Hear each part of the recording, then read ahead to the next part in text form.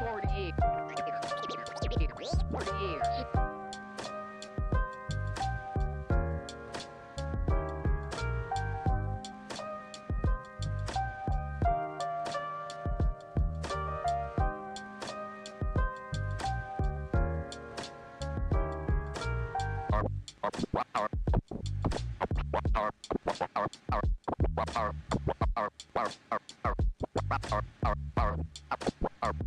Carpe diem.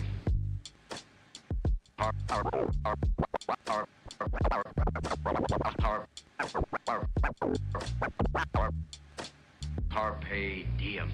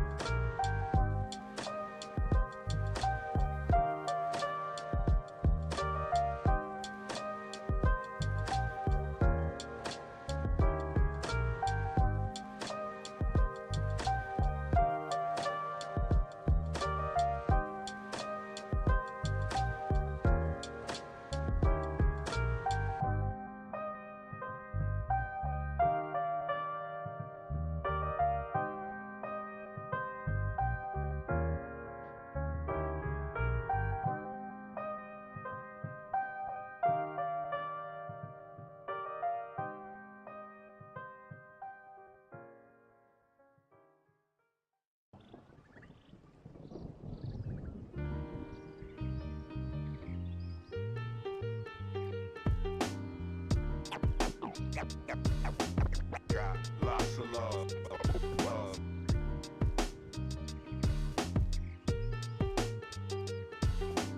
Got lots of love, love.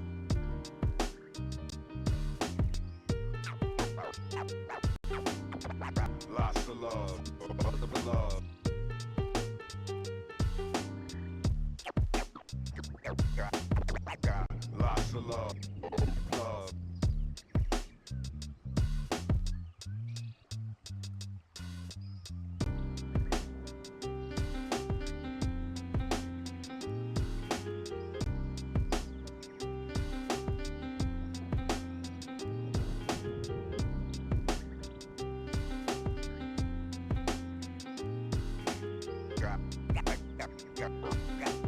Got lots of love, love.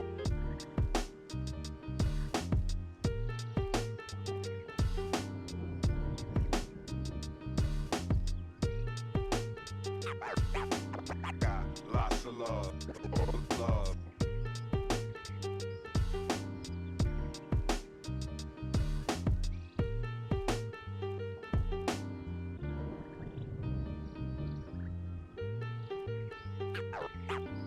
Got lots of love, love.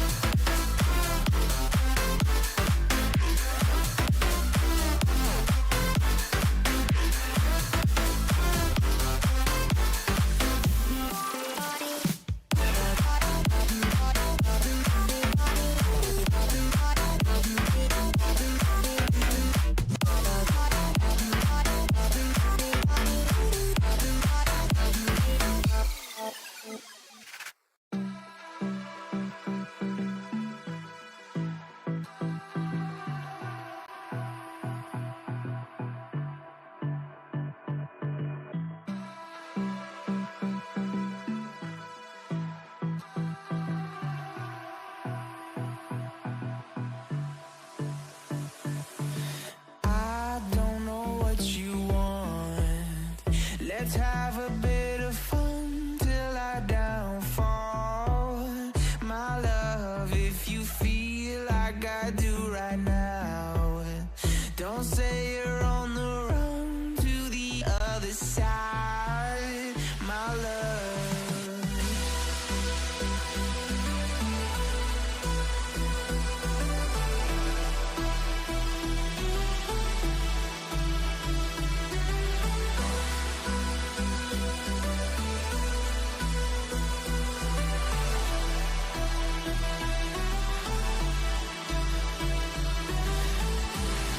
You say you wanna try, but you never do. Sugar, there's a reason why we lose. You say you wanna cry, but you never do. Sugar, there's a reason why we lose.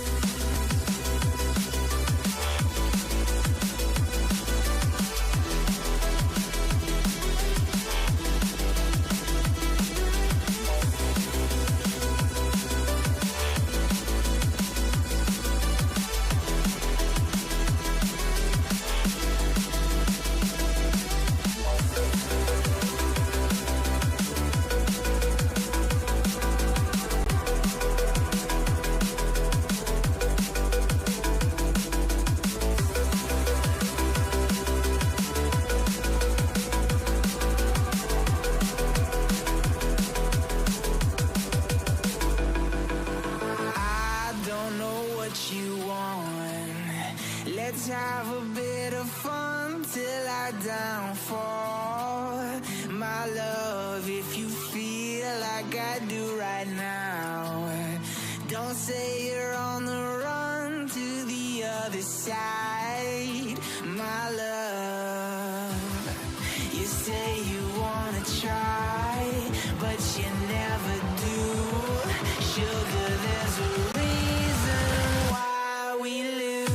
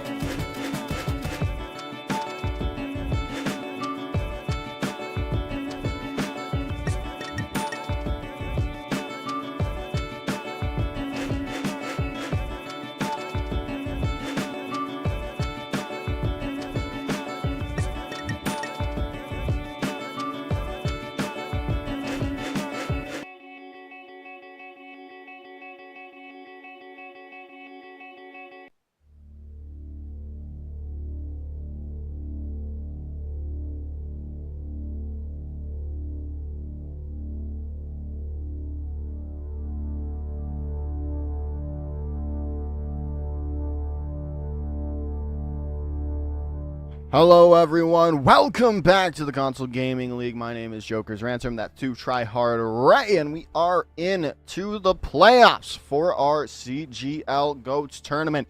We've got a round one matchup in the NA portion of this. Dark Mode versus Chinese Monsoon. Yeah, and dark mode coming into this competition, I think everyone kind of took a look at them and was like, wow, like they're probably one of the top two favorites in this competition. So this is going to be an uphill battle for Chinese Monsoon, but all these teams made the bracket. So while we're at here, let's go ahead and take a look at that bracket and see what we are in for, as some of the matches have already started, as we started our matches about 15 minutes or so ago, as yeah, I mean, this is going to be quite a talented group of matches. Yeah, it definitely is. Not Collegiate and Glacier Overwatch Snapchat already moving on, I believe, due to probably some forfeits, because that was already done before the start of this round of the playoffs. So we'll see how that works forward.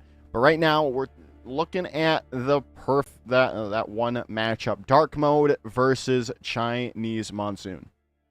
Yeah, as again, so taking a look at the rosters, let's go ahead and just bring up Dark Mode for you guys, as we know you're at least going to recognize one of these names, which is going to be Luke Mino, but they also have some amazing players, Abdallah, Austin, Coco, who's a really, really good Zarya. You should really watch out for them in this. And then Luke Mino, Cabimus, and Pipe Bomber 42. Yeah, and then on the side of Chinese Monsoons here, they've got Nyan Mudkip starting out on that Reinhardt, that main tank role. Browntown and Psycho rounding out the tanks. Then Pepper, Larper, and Super Singla to round out the supports there. I'm really interested to see this. It should be a fun match up to start our playoffs stream strong. Yeah, the thing is with Dark Mode, because of OWCS and stuff like that going on, I wasn't exactly sure how many of their big time players they were going to be able to put. They have a big roster because of OWCS.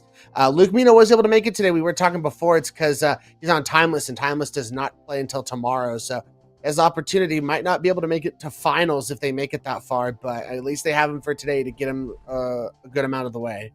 Well, yeah, if they don't have Luke Mino, they'll have Ultraviolet, who won't be playing tomorrow either. So, like, I mean, it's an embarrassment of riches for Dark Mode in that support role there.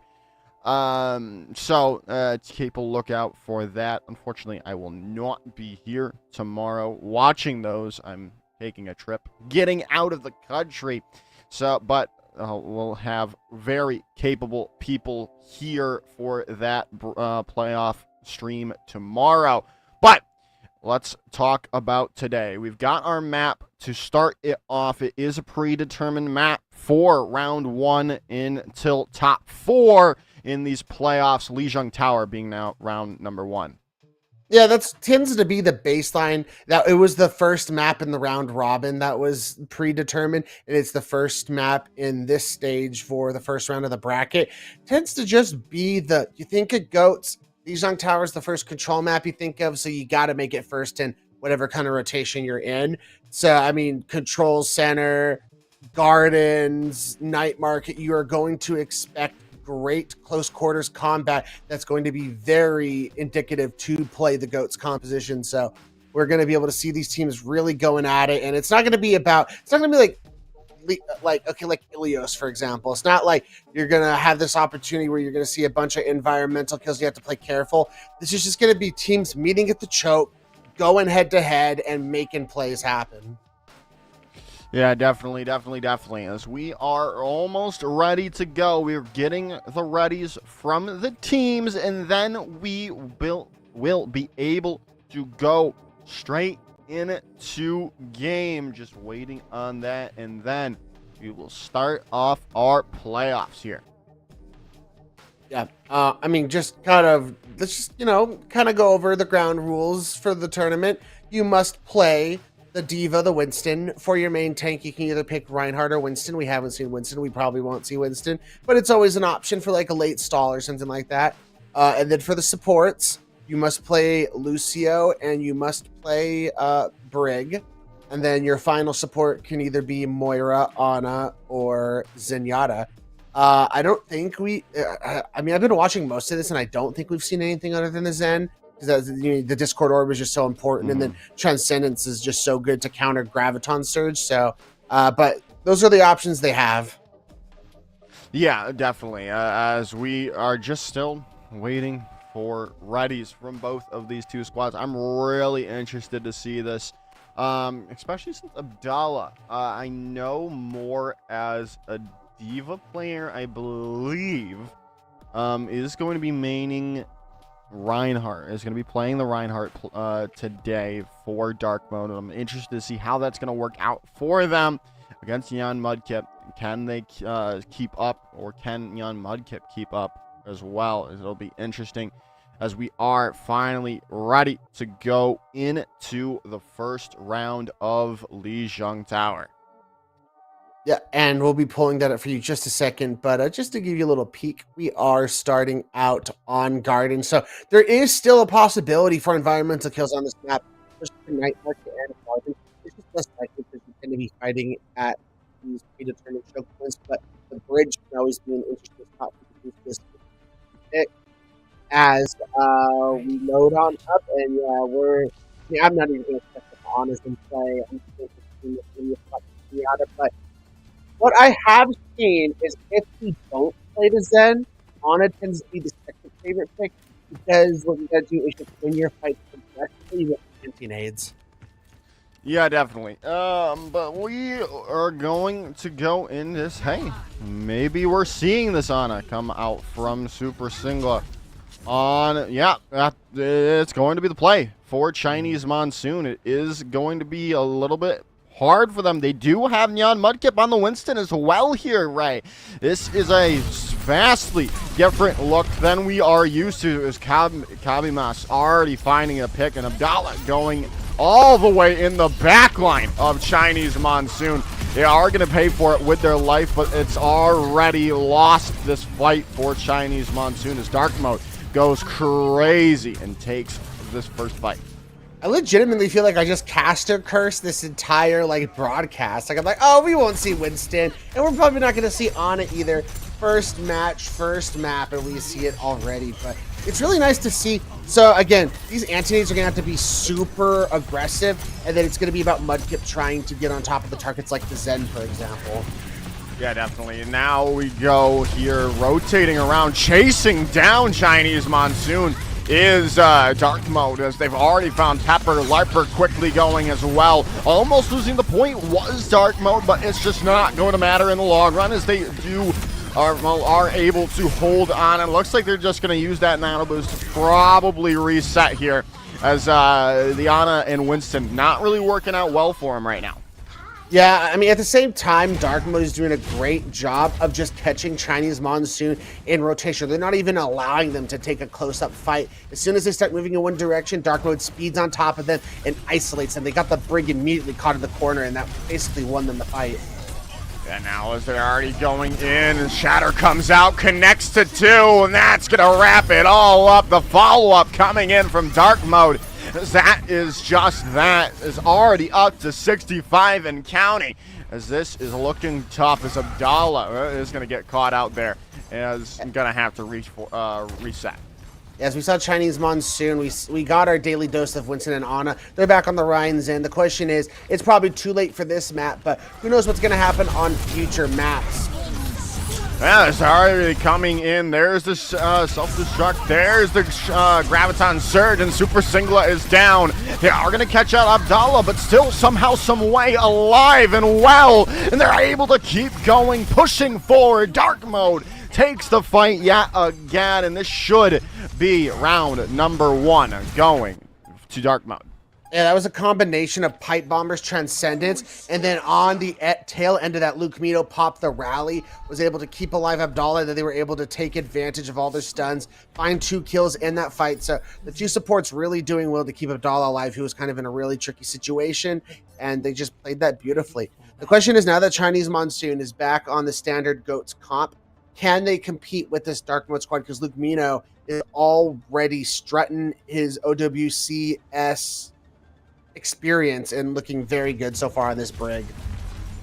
Yeah, they definitely are. They definitely are indeed. As now we rotate in to night market here, and this is going to be a bloodbath yet again. We've got to see something from Chinese Monsoon here to try to keep keep Dark Mode in check here.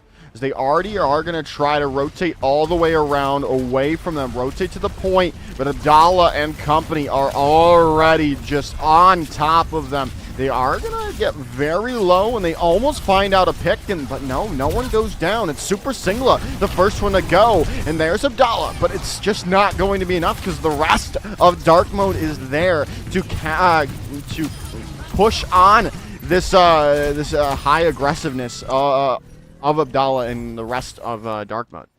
Yeah, it legitimately does not matter if you lose Abdallah in that fight, because in the meantime, the rest of your team is on the rest of Chinese Monsoon and wiping them out before they can even take advantage of the Rhine being down. And Coco, I talked about being one of the players to look out for. They are throwing down so much damage constantly at that 100 charge. Yeah, it is very hard to get anything done with Coco being so high charge. You can't really lower your shield, or you're just getting beamed down. Everyone else is so low. Abdallah is going to get stunned up, but is not going down quite just yet as Browntown taken back to spawn. Soundbeer coming in from Larper to try to stabilize. Transcendence from PB coming in as well, and the Shatter was invested by Abdallah, but not going to find anything as it's all still Dark Mode's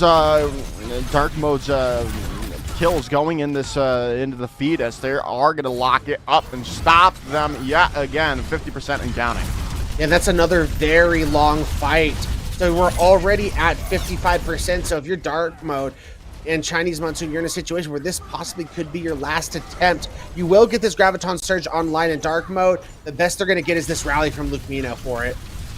Yeah, we'll see if they can do it. As Larper's already down. The Shatter is going to connect to 5, though. That's a huge play coming in from Jan Mudkip. And the follow-up on to the Graviton Surge is there. They do lose 2 as Austin and Luke Mito combine. But there is still a chance for Chinese Monsoon to hold on to this. But the respawns are coming back. The rally comes in from Luke Mito. Self-destruct coming out on point. Luke Mito's down. The point flips over, but Abdallah is back from spawn, and so is the rest of Dark Mode. So this is only going to be there for such for only a little bit longer here, and then it's going to flip back over to Dark Mode unless something changes from Chinese Monsoon, as they need to find a pick, but they're just getting taken for a spin with Coco coming in. Shatter invested by Abdallah. Not going to find anything, but it's going to take the point back. Yeah, and with these staggers, Joker, I don't even know if they're going to be able to get a full team fight here. The grab comes out, and that is going to wrap things up on Li Zhang Tower. Dark Mode only allowing 20% from Chinese Monsoon. Takes map number 1 in dominating fashion. Yeah, as now we are going to see where Chinese Monsoon decide to take us to try to even up the series going forward. But right now, Dark Mode just look unbeatable, unstoppable. They were just being able to do whatever they really wanted to do in that moment. Yeah, that was the rally play, the game that really kept Abdallah alive there too from Luke Mito. So, I mean, Dark Mode, as you talked about, it's just the abundance of riches they have with the talent they have. It's going to be really tough for Chinese Monsoon to break through. So the big question is, what hybrid map do they look to bring them to? I mean, we saw previously they did highlight the Winston a little bit. Maybe they take you to kind of like an Umbani and try and force that. I'm not 100% sure exactly what they're going to do here to try and get back in the series, but it just seemed in the Rhine mirror generally speaking, they're not going to win that, but you never know what kind of slight changes you can make. And maybe you just have a certain map in your back pocket that you're feeling really good about. Yeah, we'll see here. As we will just we're just waiting for the map choice to come in from Chinese Monsoon, and we'll see what they decide to do, and then that'll see if we see that map choice will decide if we're seeing Winston, but it does not seem to be the case. It does not look like to be Numbani is the choice, and we do have the map selection to come in, and that is going to, in fact, be King's Row. Yeah, I mean, that's just, classic GOATS hybrid map. It's no surprise here. I mean, we made jokes about it last weekend where we knew that the second map was always going to be loser picks, and we were like, if we get a game where we don't get King's Row, it's going to be absolutely shocking. So this is kind of just expected, the normie pick, but it's also just a very popular pick. Again, it's a lot of, there's not going to be environmental kills you have to worry about. It's just two hard rocks colliding together at chokes and seeing who can push the other back. Yeah, definitely. As now we load into King's Row as, oh wow, Dark Mode have opted to go with the offense here, right? So, well, it is definitely an interesting choice. I would have expected maybe they want to finish it off as quickly as they possibly can. But no, that is just not going to be the play. They are going to be taking us, or hoping to take us through the entire every portion of King's Row. I mean, I've talked about this in previous casts. It's kind of just like a philosophy kind of difference. Like, you can really set the pace, right, if you first point hold someone. But we saw that come back to bite some teams where they did first point hold and then they got first point held. So I think Dark Mode's just of the mood where they want to come in, dominate, get all 3 points with a massive time bake, and just make a big statement doing that. So I think that's kind of what we're looking for philosophy wise, and then hopefully that just demoralizes Chinese Monsoon, so then they can first point hold after that. Yeah, as now we load into it. Dark Mode looking to get a nice attack here to set themselves up for a nice defensive phase. We'll see how that works for them already. They've already taken Yonkip back to spawn.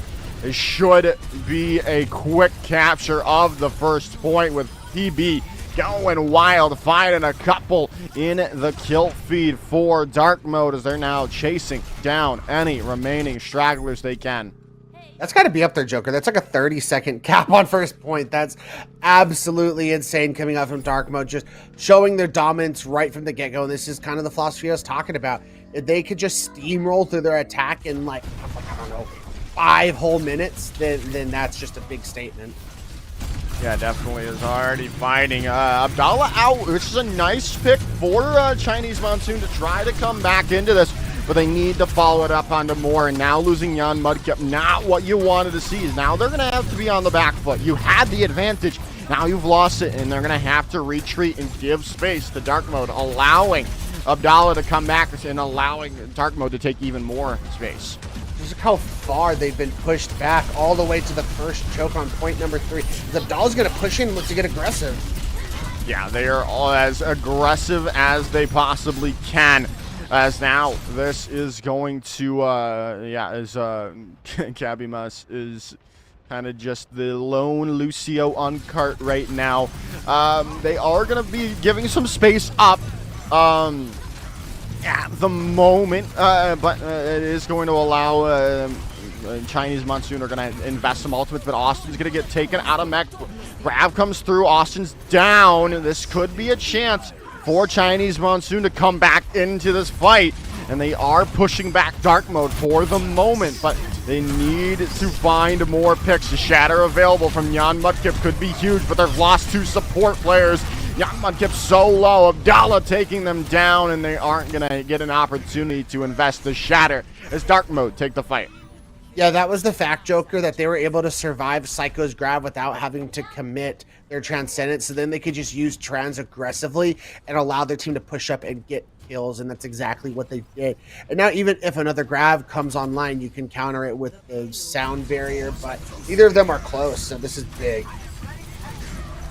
Yeah, as now self-destruct comes in from Browntown, and it's going to take down PB42. That's a huge play coming in from Chinese Monsoon already into this fight, but they got to find more as they've already lost Pepper, now losing Jan Mudkip. Psycho going down, still alive for the moment, but Coco's just focusing them down, as that should just be that. 5 minutes to go on point number 2. As Coco's already about to have another Graviton Surge online. Super Singing is very close to this trend, so it's going to be tough, because if Coco can just use this aggressively right away, they might be able to just get a clean fight, and if they win this next fight, it's likely this part's going all the way. Yeah, as they're going to go in, already losing Abdallah, though, but again, you can't lose. You need to take down Coco if you want to have any shot at stopping Dark Mode right now. There's the Transcendence coming in from Super Singla, trying to buy time on the board, but they are just going to go down into the slums of Kings Row. So is Coco. It's a huge pick, though. Now they don't have that main source of damage gone, but it's not going to matter. So many picks coming through. Transcendence out from PB42 to hold off everyone with the self-destruct, finishing it off as Dark Mode complete all 3 points. And not only that, Joker, they actually bought themselves 4 seconds, because you only get 4 seconds to attack the first point. So that is a big statement for Dark Mode to come in on the attack. And this is exactly what they were wanting, picking the attack first. Chinese Monsoon, if they had any kind of confidence or any kind of hope, it feels like Dark Mode might have just snatched that away from them. Yeah, so now we'll see, can Chinese Monsoon put up any sort of fight against his Dark Mode squad, who has been labeled as a tournament favorite by casters and people alike.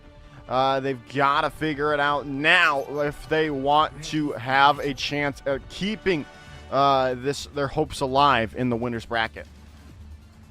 As we now shift to Dark Mode on the defensive side, no surprises here. They're just going to keep things, as usual. They have no reason to change anything, and now they're hoping to just continue this with a first point hold and make this a nice, quick, and easy 2-0. So it's going to be on the earnest of Chinese Monsoon to make this a series, because, no one's eliminated if they do lose here, because we do have a double elimination bracket, but it's not ideal to get eliminated in this first round. But again, it was also a tough draw to get Dark Mode. It really was. It really was indeed. But we'll see here as Chinese Monsoon do walk out of spawn, as they are looking to make a dent in this time bank of Dark Mode. But they're already getting pushed back, already being forced away from what you want to do. Browntown very low as well. Charge comes in, but Abdallah getting that bubble is going to stay alive for the moment. And Coco already up to 90+ charges. Is incredible, as they are going to stop them for this first fight.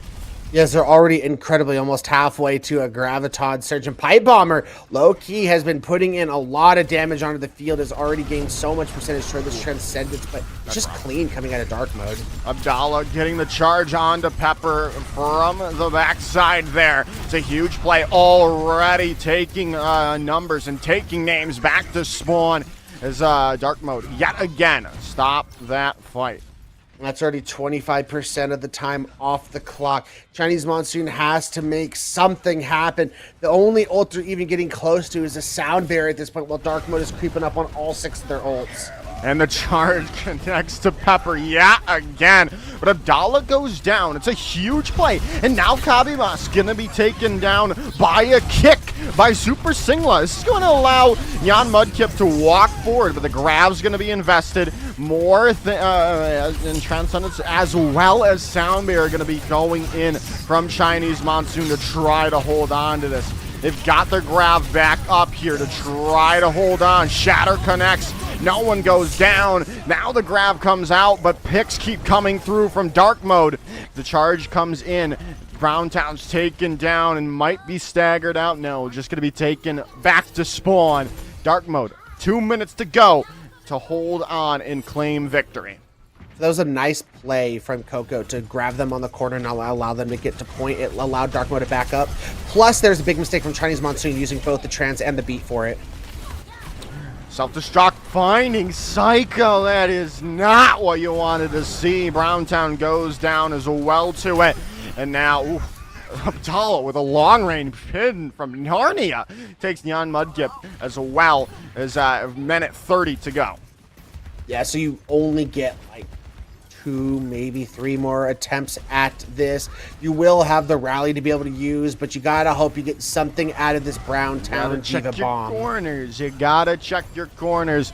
Abdallah, they didn't find Abdallah didn't find anyone this time. There's the grab coming in from Coco. Found Psycho, and that should just be another fight yet again. 30 seconds now drained yet again off the clock. A minute to go for Dark Mode. Shattering the spawn torque, and Psycho goes down. A stagger coming through as Dark Mode is not allowing Chinese Monsoon to even take a breath, Joker. This is beyond what I've seen as a spawn hold aggression. Yeah, they're just kind of having fun with it right now. As they are gonna be, Super Single is gonna use this Transcendence to try to find some picks, and Abdallah goes down, but the Transcendence coming in from BB42, trying to stabilize. Well, Dark Mode do not want to give this point up, and they might do so with Luke Mino falling down as well, but I think, yeah, Coco's built up another grab, and that's gonna wrap it up. That's done. Yeah, there's 13 seconds to go. Picks just keep coming through from Dark Mode to finish it off. Psycho falling down and Super Singla going as well.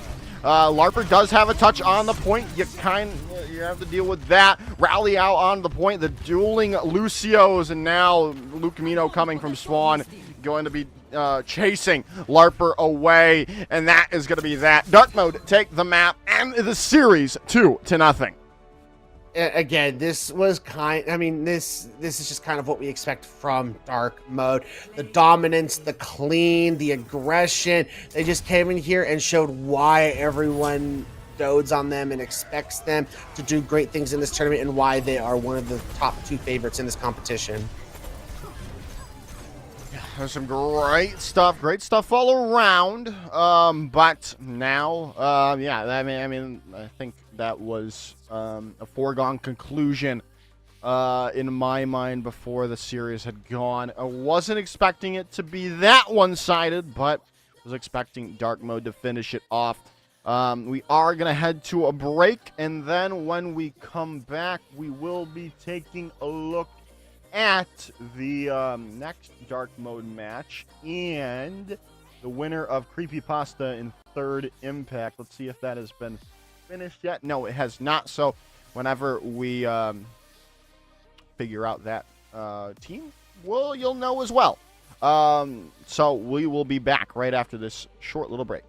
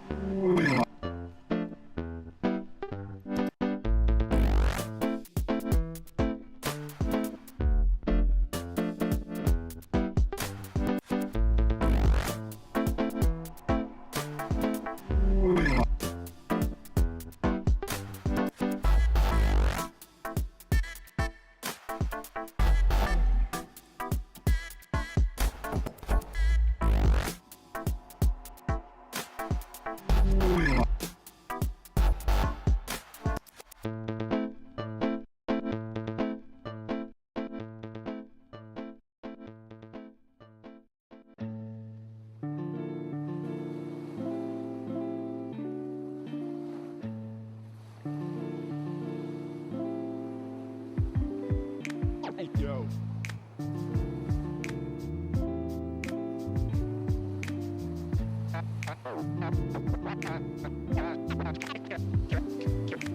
Cash and the ticket is yours. Cash and the ticket is yours.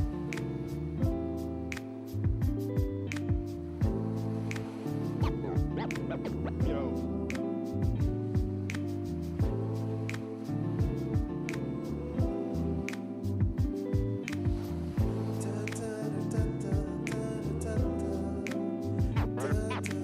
Cash and the ticket is yours.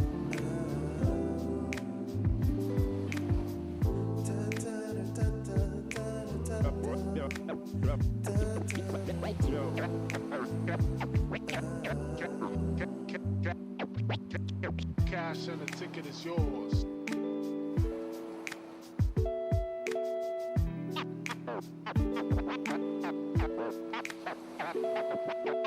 Cash and the ticket is yours.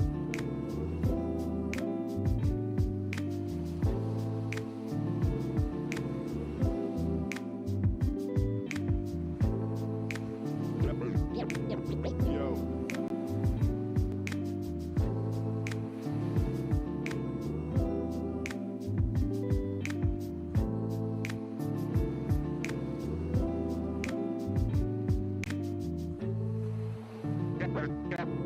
Cash and the ticket is yours. Yours.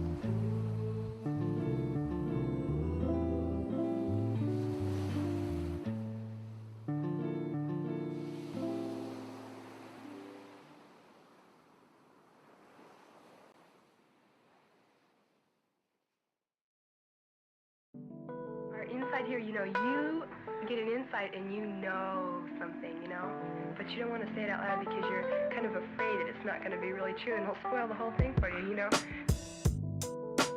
But when somebody makes you say it, then, and it's true, then it just makes it more beautiful of a thing.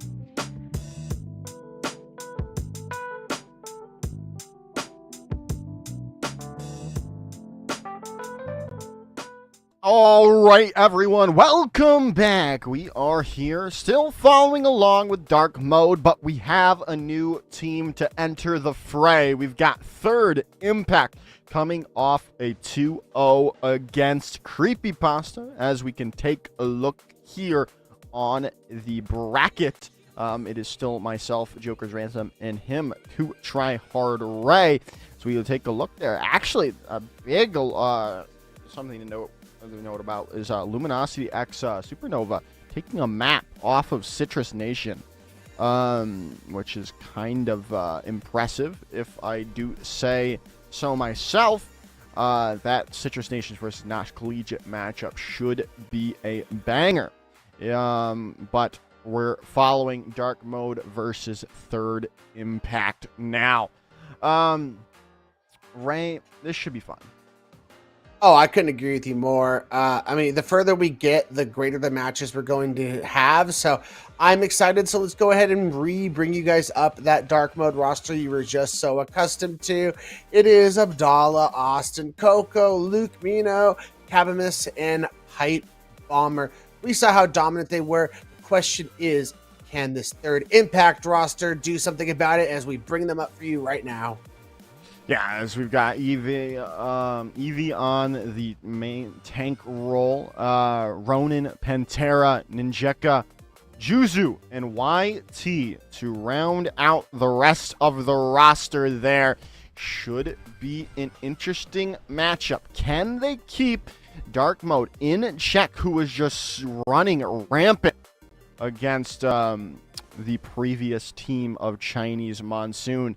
There is a difference in this series. Besides, obviously, the two teams playing against each other, we have a different starting map, as this is now round 2 of the playoffs, and it is going to be Nepal. I'm very excited to get this going. Nepal, especially in GOATS, can be really interesting, especially Sanctum, because we've seen, especially in the round robin stage, we saw a lot of big Lucios making some big environmental kill plays. So that's always going to be on the board in that map. But once again, looking at that the Third Impact roster, their tank line, very big names. Pantera, Ronin, and Eve are big names around the CGL scene. So hopefully that will help them make this a little bit more competitive than the last match. So again, we know Dark Mode are the favorite, but can Third Impact make an impact on this series? Yeah, I'm learning a lot about Third Impact and what they love to eat at the moment. Just looking at their team sheets, apparently Evie loves hot dogs. Juzu loves pad thai, and YT loves cheeseburgers. So cheeseburgers are goated. Cheeseburgers are pretty good. I will not lie. But you know what's better? A nice steak. Ooh. Ugh, I mean, it depends on the cut, but yeah, a great steak is beautiful. That's actually what I'm having on my birthday in October. We're having what am I getting? I'm getting New York strip. That's what I'm getting. New York strip. I can't wait. I'm gonna have some nice picanha next week in a fantastic restaurant. Yeah, so now I've got my mind on food. I'm already hungry. And I'm making Ray even hungrier than he already was as well. We are getting the readies to go in, and then we will be heading straight into Nepal to see where we start off on this first map of round 2. Yeah, keep in mind the winner will be going to the winners semifinals. So, I'm so used to like 18 brackets where normally this would be going to the winners finals, but this is 16-team bracket. So this will be the winners semifinals. Basically, as long as you make it to top 4, so you win this match plus one more, you're done for the day. You get to go and rest, and then you'll complete all your matches tomorrow. If you lose any of these matches, you got to keep fighting in lower bracket until you're the last 2 teams remaining in the lower bracket. Yeah, we will see how it is going to go for them as we finally look to have the readies from rosters here, as we are look to be starting out on Nepal Sanctum. Hey, I talked about wanting this map, and this is why I'm going to be looking at these Lucios on these teams, setting up big time for some big environmental kills to send them into the pit and back to the spawn room. and any small advantage like that is going to be big. So Kabamus and Juzu, looking at you guys to make some big plays for your team. Yeah, definitely. Now we are loading in. We'll see. Again, it is just the name of keeping dark mode in check. We saw how aggressive they loved to be in their previous matchup. That's going to be a real challenge for Third Impact to keep them in check, and we'll see if that is going to be the case. They're already, both these two teams coming in. Oh, lockpicking lawyer. That's a great YouTube channel, by the way. I love lockpicking lawyer. Love that. But we're already seeing Juzu look to set up for a play, or at least looking to take Kabimas back as well. Maybe setting up for a play as well to get someone into the well, into the pit of Sanctum. Right now, they are looking it out. There's the boop coming out, but it wasn't going to find anything as Abdallah is the first one to go down. Luke Nino is going to be trying to at least hold off for them for a moment. But Third Impact are going to be the ones to take down the, or get the first capture going. And it is a good omen for things to go, keep going forward. Yeah, I think that was just, them splitting up a lot. They sent 2 people to go touch point. I think they should have just committed to the fight, won it, and then took the point back, even if they gave up a few percentage ticks like they are already now. Flip it back at 16%, and they've demeched Ronin. Yeah, but Abdallah's so low yet again. They are going to get stunned up, is Eevee. Now a nice boop comes in. Juzu takes Abdallah down. Juzu looking for more. Can they find? They're looking for the Zen. They're so wanting him. They're almost taking the Zen out. Grav comes out, and Panthera finding 2 with it. And that is going to be a huge play coming back in as Third Impact look to finish it off. Boop not going to find Coco off the side. Juzu goes down. Is now Dark Mode back in control for the moment, and this point has not been flipped over. Eevee still very low, gonna need some healing, stay alive, but it's just not gonna happen. And then a boop coming in, Pantera's down, and Dark Mode are able to stave off that aggression coming in from Third Impact. As both Lucio's already making big environmental plays, we've seen one from each of them. As Dark Mode is now looking to, with their signature aggression, pushing out past the door. They have Shatter and Bomb to work with, though, but so does Third Impact, so you gotta be careful. As now they come in, Self-Destruct is out from Ronin, not gonna find anything. Shatter connects to nothing, but Abdallah goes down to the Shatter of Eevee, and now pushing forward, Third Impact looking to get back in control as Coco gets taken down. Eevee with a nice charge coming in, and Third Impact are back in control of the point. Nice 76% gained there from Dark Mode. However, you're in a situation where you got to be careful of this Diva Bomb coming in from Austin, but outside of that, there's not much to worry about on the side of Third Impact. Because you got to save this Transcendence for this incoming Pantera Graviton Surge. You can't just use it aggressively. Yeah, now coming in, waiting it out, rotating in under the way as a nice charge comes in. People are low, but the Transcendence invested by PB42, and a nice boop comes in from Juzu yet again, taking Abdallah down. The DMAC onto Austin's going to be huge as well, and the follow-up from the rest of Third Impact is there to stop the progress from Dark Mode. They used Trends in that fight. Now they're not going to have that for this coming grab. And it feels like Abdallah's not learning his lesson. Keeps going to that same spot on point and keeps getting booped there every single time. You cannot allow that to happen in any situation. Not at all, not at all. Is now pushing forward is Dark Mode. They have lost the point progress yet again into the favor of Third Impact. Now with a rally coming in from Luke Nino. There's the grabs. There's a lot of ultimates being invested, but Kabimas is the one to go down, even though they invested that Sound Barrier. Sound Barrier too late, though, from Juzu to save Eevee, but it might just not matter here with the Self-Destruct coming in, but the pikes come through from Dark Mode. It's a huge play coming in from PB42 and company.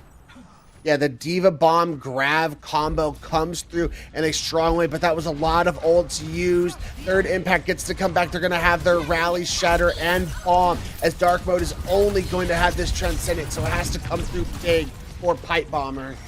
Also has to be up soon, sooner rather than later. It is going to get up there. It seems in time it does indeed. As now, they're looking out. Shatter connects to 2. 3, Abdallah is stunned up, but they don't have an opportunity to use it quite just yet. Self-destruct comes in from Ronin. Not going to go down, and Eevee and Ninjika are falling. This is all but over here. Round 1 is going to go to Dark Mode, but Third Impact have looked the part to maybe knock down these Titans. I couldn't agree with you more. Third Impact came out with a big time showing. Juzo had a great map on that Lucio, and I mean, I was talking about the tanks coming into this, and I do think Pantera has been an absolute monster on that Zarya, but Juzo and Ninjika on this Brig Lucio combination have been really impressive. So I think that's just of great things to come for Third Impact. Question is, can they keep this up, or has Dark Mode turned up to another level after it being that close? We shall see. We shall see indeed, as we are loading in to map around number 2. See if Third Impact can tie it up, or is it going to be Dark Mode going into map number 2, all up 1-0 in the scoreboard, as the fight is already breaking out. Abdallah looking for some early damage, but so is Third Impact, as Abdallah is very low. We're gonna get that healing, gonna get that support from Dark Mode to keep them alive. The charge comes in, the stun is there, but no pick still coming in quite just yet, as Ninjika finally goes down. There's the pick that Dark Mode was looking for. Now they can finish the remaining members of Third Impact off. As Dark Mode continuing where they were at, and already have Rally and Beat online, so that just puts them at that much of an advantage. Ronin having to stagger themselves, so Dark Mode, they're just showing out. And now I'm surprised they're not looking to be a little bit more aggressive. They did just get their Rhyme back, so maybe now they look to push up a little bit. Yeah, we'll see here, as they are going to be rotating into Third Impact. There's the charge coming in onto Abdallah, but they are stunned up, so they're not going to get the damage onto the wall that they were hoping for. But still, nothing's really being made, as Austin is going to find YT out, though. That's a huge play. No longer the Discord Orb available. Stunned up yet again. Lucamino is taking over this fight, as Dark Mode are all able to stabilize yet again. Yeah, getting the Zen down early in the fight is a big deal, because you mentioned Discord Orb's off the table, so the rest of your team can't have a bunch of damage. And the volleys from the Zen are extremely important for laying down a lot of damage onto these targets, especially the ones that are Discorded. It drains their health. There's the grabs coming in, as well as a shatter from Eevee. They do lose Abdallah, does Dark Mode. This is a huge opportunity for Third Impact to come back into this, but the sound barrier going to be invested by Cabimas. Grab comes out from Pantera, locks up a couple of players, as Luke Mino's now down for the count thanks to Eevee's charge. But is it going to be enough? They have respawns coming back, but Coco is down for the count, and yeah, Dark Mode is going to be full on retreating. Yeah, but you get it to 91%, so essentially you bring this into one final fight territory. Third Impact, however, coming up on some pretty key ultimates, as Dark Mode's got to hope they could do this with just the Shatter Bomb. And previously, they did have a huge bomb play from Austin to set themselves up for that victory on Sanctum. So can he do it again? Can he do it again? Luke Mino, though, is getting a little bit is out of position, is going to stay alive for the moment, as Austin finds 2 yet again with the self-destruct. Abdallah is down, though, but it's just not going to matter here in the end, as they come through holding strong. Dark Mode back in is going to eventually be back in control of this. might finish it off. Shatter invested by Eevee, though. They still have a chance to come back into this, especially if they can find the DMAC onto Austin. They've got to find it. There's only 5% to go. They've got to invest the Transcendence to make plays and rotate onto the point. They've got the point now in their possession, but Eevee's down for the count. Flipped back over. YT's down. The rest of Third Impact are falling around them. It is just Pantera and Najika left, but Ronan finding a pick. There's still obviously a chance. The grab coming in to finish it off here. And they do have to deal with the remaining members coming back from spawn, trying to stagger it out as long as they can. Eevee with a nice charge on the Luke Mino. Ronan not going to be able to find anything with that self-destruct, though. There's still a chance for Third Impact, especially with the sound barrier being invested. Gabby going down, and they're still not in control of this. This dark mode is Third Impact keep holding on. Coco's able to find Ronan, but a nice grab coming in is going to lock down 2, and they might be able to hold on. They might be able to hold on, Joker. They're going to have Shatter. They should get Trends and Rally for this fight. Dark mode, however, coming back. 4 ultimates are going to be online, but do they get a good enough of a team fight together to make this worth it? Oh, Sound Barrier comes in. It only connects to 3. Shatter doesn't connect to anyone either here. Zeevy's still holding on, waiting it out. Austin's popped the self-destruct. It is behind, but no one goes down, but Pantera's gone. Shatter comes out from Abdallah. Ronan's taken down. Dark Mode are back in the driver's seat. They've got all the kills they need. The Transcendence from YT trying to keep Eevee alive, but it's just not enough healing to save them in the end. The overtime bar is there. It's procced up, but it's just not enough. It's Dark Mode. Take map number 1. That they do, Joker, but what a close map. Both going 99-99 as Third Impact has not only looked the part, but they have proven themselves to be quite the competitor, and maybe in the conversation for one of these teams, even if they end up going to the losers bracket, to possibly meet Dark Mode again later down the line. And if they just clean some things up, Joker, this easily could have been a Third Impact win.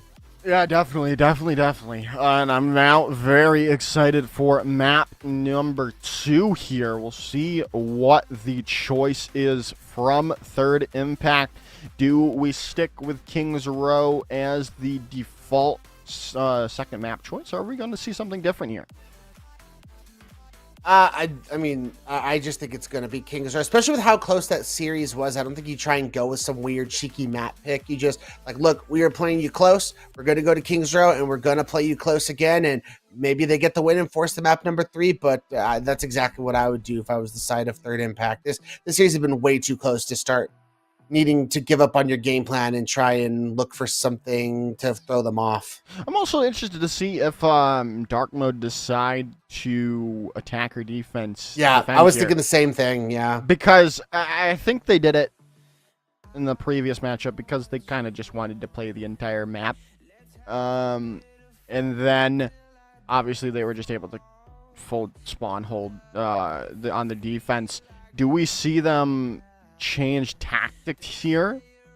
Are we going to see them try to defend first on this, especially since it looks like it looks like it is going to be Kings Row yet again here, Ray?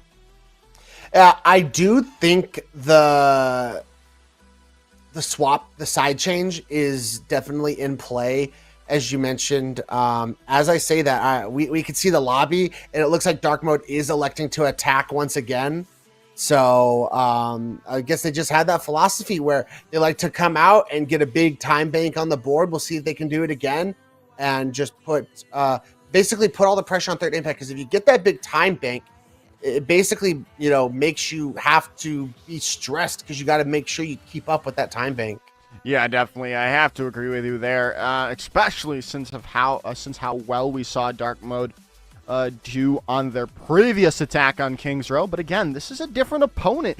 Third Impact looks so good at times on that first map. Can they stop Dark Mode in their tracks? That is the question of the day, as Dark Mode 3-0 on their map series today. Can they make it 4-0 and move on to the winner semifinals, or does Third Impact force a map number 3? As we see Third Impact preparing for their defense. We saw in the previous series, the one time Dark Mode went for the attack on King's Row, they got it in like 30 seconds. So can they get out to a fast start once again? I feel like if you're Third Impact, that's the thing you have to be weary of, is making sure you don't allow them. You got to drain some time off this clock and not allow a quick cap. Yeah, as we are loading in, as 5 seconds to go. No changes, obviously, but there's always a possibility. And now we see, can Third Impact do some damage on this defense and stop Dark Mode in their tracks? But it doesn't seem to be the case already, as Panthera caught out by Coco, already at 100 charge. This should be over before it really even began here, Ray. Juzo goes down, Ronan demeched, and that is going to be basically a 45-second cast. So you took 15 seconds more off, but still, that was not ideal if you're the side of Third Impact. But because they're all dying together like this, they're going to have the opportunity to take this first fight at these archways if they choose to do so.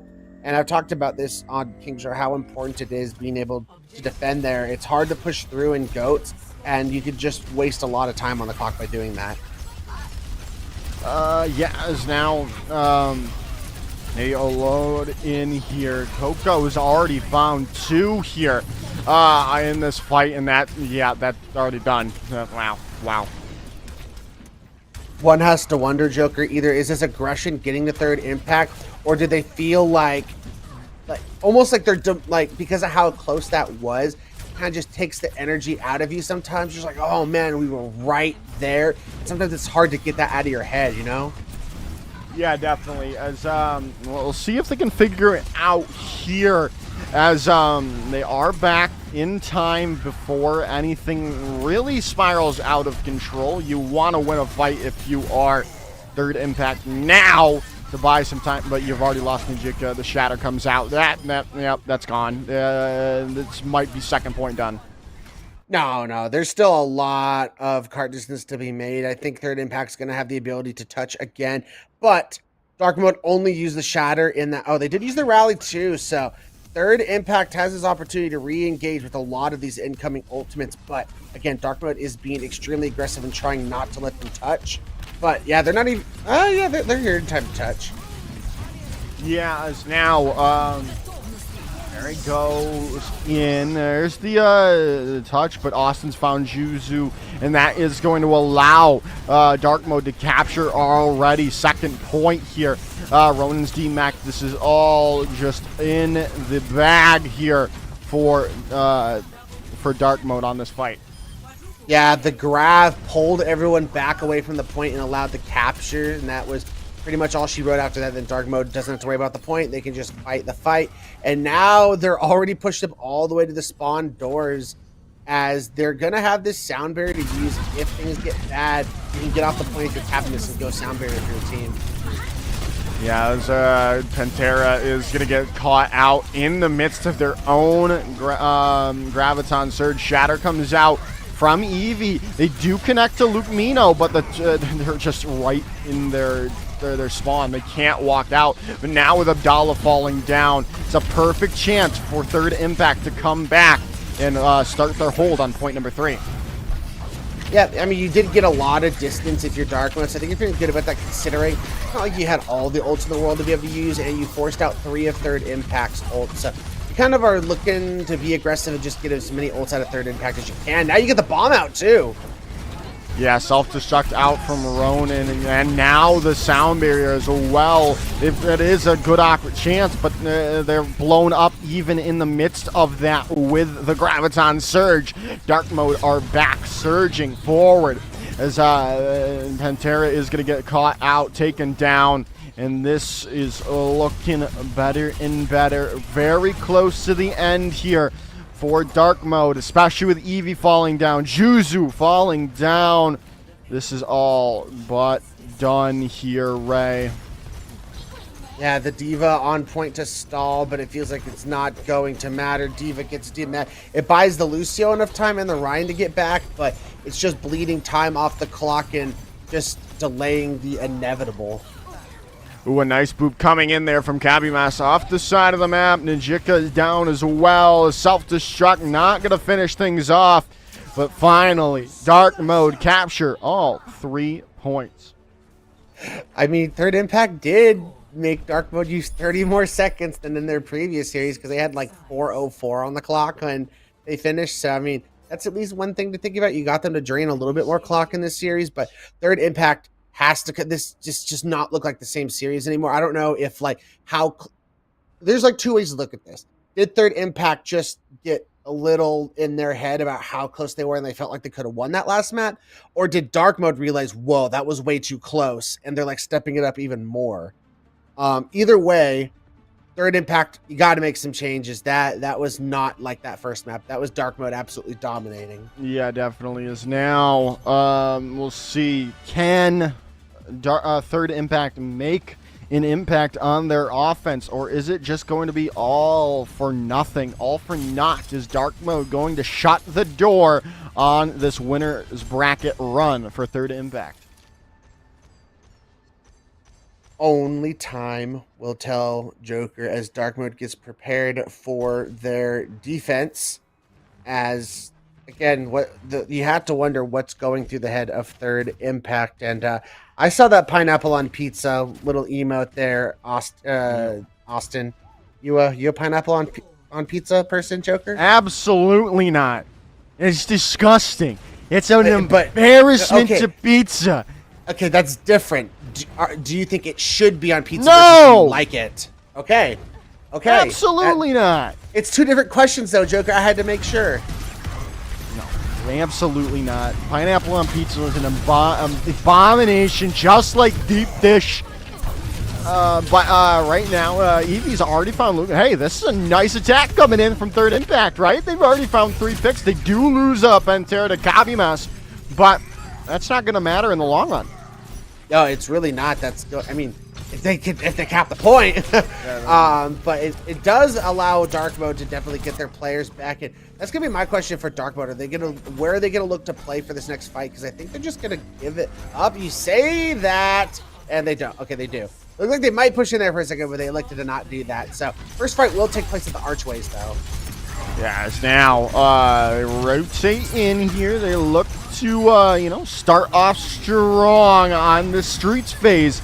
Can they do so, or are they going to be held out? Sound Bear comes in from Juzua to get some health, get some stability, but they don't really push in off the back of it. Which is an interesting choice and kind of wasted that ultimate there. And now they're going to have to be walking in to some ultimates from Dark Mode of their own without that. But we'll see if it's going to matter in the long run with the Graviton Surge coming in. Pipe Bomber is going to be investing the Transcendence, but they do lose Coco in the end. Third Impact still in the driver's seat here. Smash falling with Lucamino falling. PB-42 falling down as well. And that is that. Third Impact continue to push forward. Third Impact is only going to have their Diva Bomb and their Trans online, as Dark Mode will be able to recommit with 4 of their ults, but Third Impact, so far so good. This is what we needed to see out of them in response, and I like what I'm seeing so far. Self-destruct out from Ronin is just going to allow Coco to get some charge into him. The Transcendence has come out from YT as Austin with another crucial self-destruct, finding Ronin out, and Pantera out, as well. And that's going to allow Dark Mode to stabilize on the defense when they desperately needed it. And because of the big time bank that Dark Mode was able to make, Joker, every single fight is going to count here for Third Impact. So Dark Mode being able to win that and drain even more of the time bank away is big, regardless if Third Impact ends up getting all 3 points. You're wasting lots and lots of time. Yeah, as now we go through still waiting things out is Third Impact. They're just going to try to push around, but they've already lost Pantera. Shatter's going to connect to Ronin. The follow-up coming in.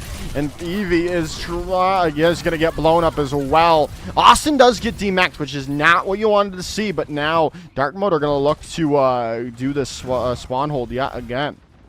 I think that's just a smart thing, especially with how far away the cart is. By the time they're able to regroup and retouch the cart, you're almost going to be able to re-engage and take another fight before the cart gets delivered. Pantera and Eevee are going to find 2 picks, though. Early on, Grav invested so far away from the cart. It is going to allow them to get a team kill. But, I mean, you like it for this next fight where you're going to have you're going to have to fight for every inch at this, at the doorstep of point 3. Yeah, and the other thing is Ronin is currently demech, so you're going to have to try and build back up to that before this fight engages. Just over 2 minutes left. As there's the grab coming in from Coco. Not going to find anyone since the Transcendence from YT was invested, but Pantera now down for the count. A huge Sound Barrier from Kabimas allowing Dark Mode to stave off that aggression from Third Impact. They do lose Abdallah, but they're still definitely in control of this as YT's falling down. So is Nijika and Eevee quickly falling down as well. Third Impact, as what looked like a very promising attack from them, has now been kind of stymied and stuffed right in their face. Can they make the necessary adjustments to bring this home? They will have like a Shatter Bomb combination if they kind of want to go for that, as Dark Mode doesn't really have any defensive capabilities online to build up to it yet. Oh, they will get this trans, so that might help. Yeah, as now they come in here. Still waiting it out. The self-destruct comes in. Ronin finds 2. A huge play coming in from Third Impact at the perfect time. They are going to be able to hold off. There's still people they have to deal with, but they're going to be able to get that done, and they are going to have a new lease on life going into point 3. As you get 2.5 minutes to finish this off, and this is absolutely crucial, Joker. They have to finish with time on the clock, or they're a draw or lose situation. As Abdallah goes down, so that's a great start. That's a great pick indeed. And now Luke Mino is all alone, going to have to get that D-Matrix from Austin to stay alive. Eevee is going to drop the Shatter, connects to a couple, and they are going to be able to get the value from it. Maybe not now, with Pantera down, self-destruct coming out, not going to find anyone, but the shield is now broken from Nijika, and they're gone for the count as well, but so is Abdallah into the slums of Kings Row. As that is that, however, Dark Mode are able to stabilize. Yeah, with Juzo going down, that's going to be pretty much even. And I mean, ult-wise, it's just going to be lots thrown in from each of these teams, but this fight is crucial for Third Impact if they want to finish with time on the clock. They have to win this next fight and get this cart moving. Yeah, they do. Pantera's dropped their Graviton Surge onto the point here. Didn't find a pick as Kabimas now does match Juzo with the Sound Barrier, but again, no one going down quite just yet. There's Nijika though, falling down. Luke Mino, yeah, again, asserting their prowess over Nijika on the Brigitte. Forced back to spawn. Under 50 seconds to go here. Yeah, and at this point, Joker, I don't think it's possible for them to finish with time on the clock. So at this point, they just need to finish this map and make sure they can at least draw and send this to a map number 3. Shatter did come out from Abdallah. Was trying to get that. A pick onto Coco is huge. They had the Graviton Surge available, but now they have to move a little bit forward. The Shatter comes out. Abdallah and Luke Mino are down. A huge play coming in from Eevee there to open things up for Third Impact. But again, there's only 15 seconds remaining. There's no chance for time on the board. As now they're going to look to touch the spawn doors here. Dark Mode can re-engage. They're going to have a lot, but so does Third Impact. 5 ults. There's the grab. Grab is out from Pantera. Ronan's popped it into the room. Austin is down. Overtime is there. Abdallah, though, able to come through. Pantera is down, and Abdallah's on the point. Both rallies have commenced. Soundbear out. Kabimas not there quite just yet, especially, and they need to keep Abdallah alive, and they do. A huge rally, a huge armor pack, from Luke Mino saves Abdallah and saves the map for Dark Mode, taking the series 2-0. I will say the third impact did push Dark Mode pretty far on both maps. I mean, both points are 99.99. They almost delivered all 3 points on King's Row. I do feel like as we will be delving into lower bracket later today, third impact is going to be one of those teams to look out for. And as you mentioned, same with Luminosity's squad taking a map off Citrus Nation. Yeah, as we are all wrapped up here for myself and Ray today, but you're not going to want to miss the next two casters, and you're not going to want to miss the next game that is going to be coming out. The match of the two Titans in this Citrus Nation versus Dark Mode will be happening right after this with Bull Skunk and OC on the call. You're not going to want to miss that at all. Get some popcorn, get some soda, and pull up a chair and just enjoy. Thank you all. That's been us. Peace out.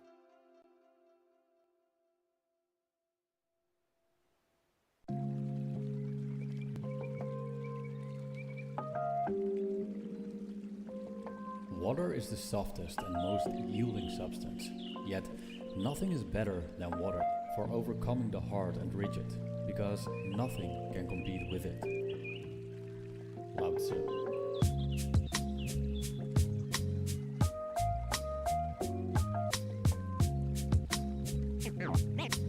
Name straight, new wave.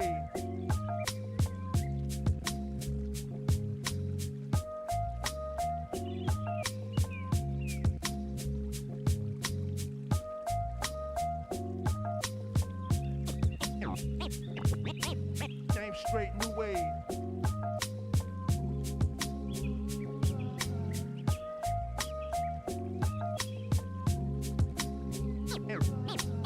Name straight, new wave.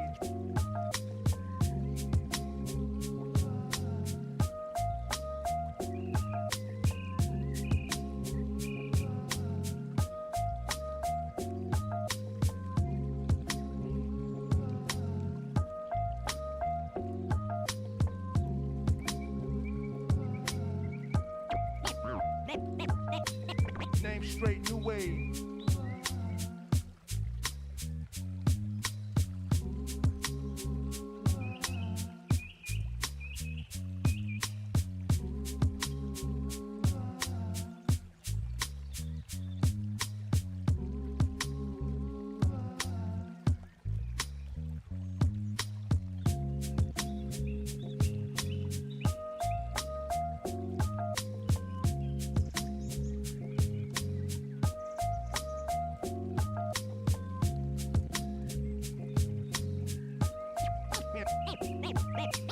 Name straight, new wave.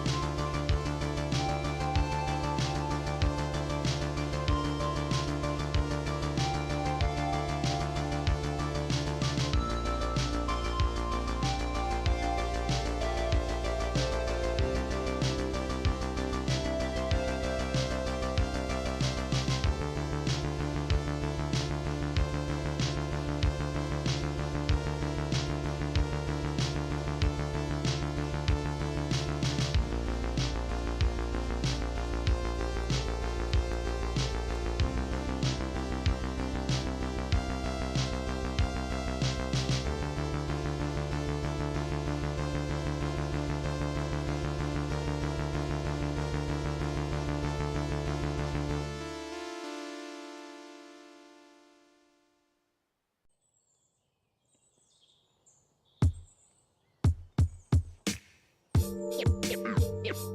Yeah.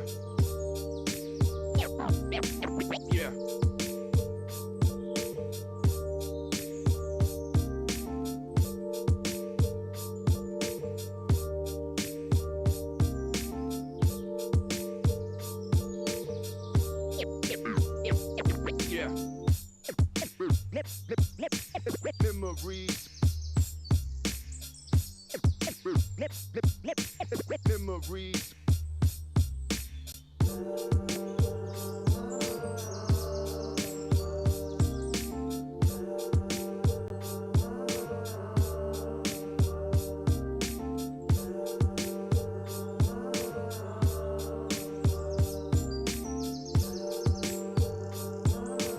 Yeah.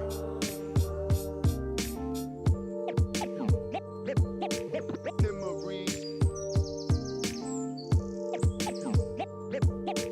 Memories.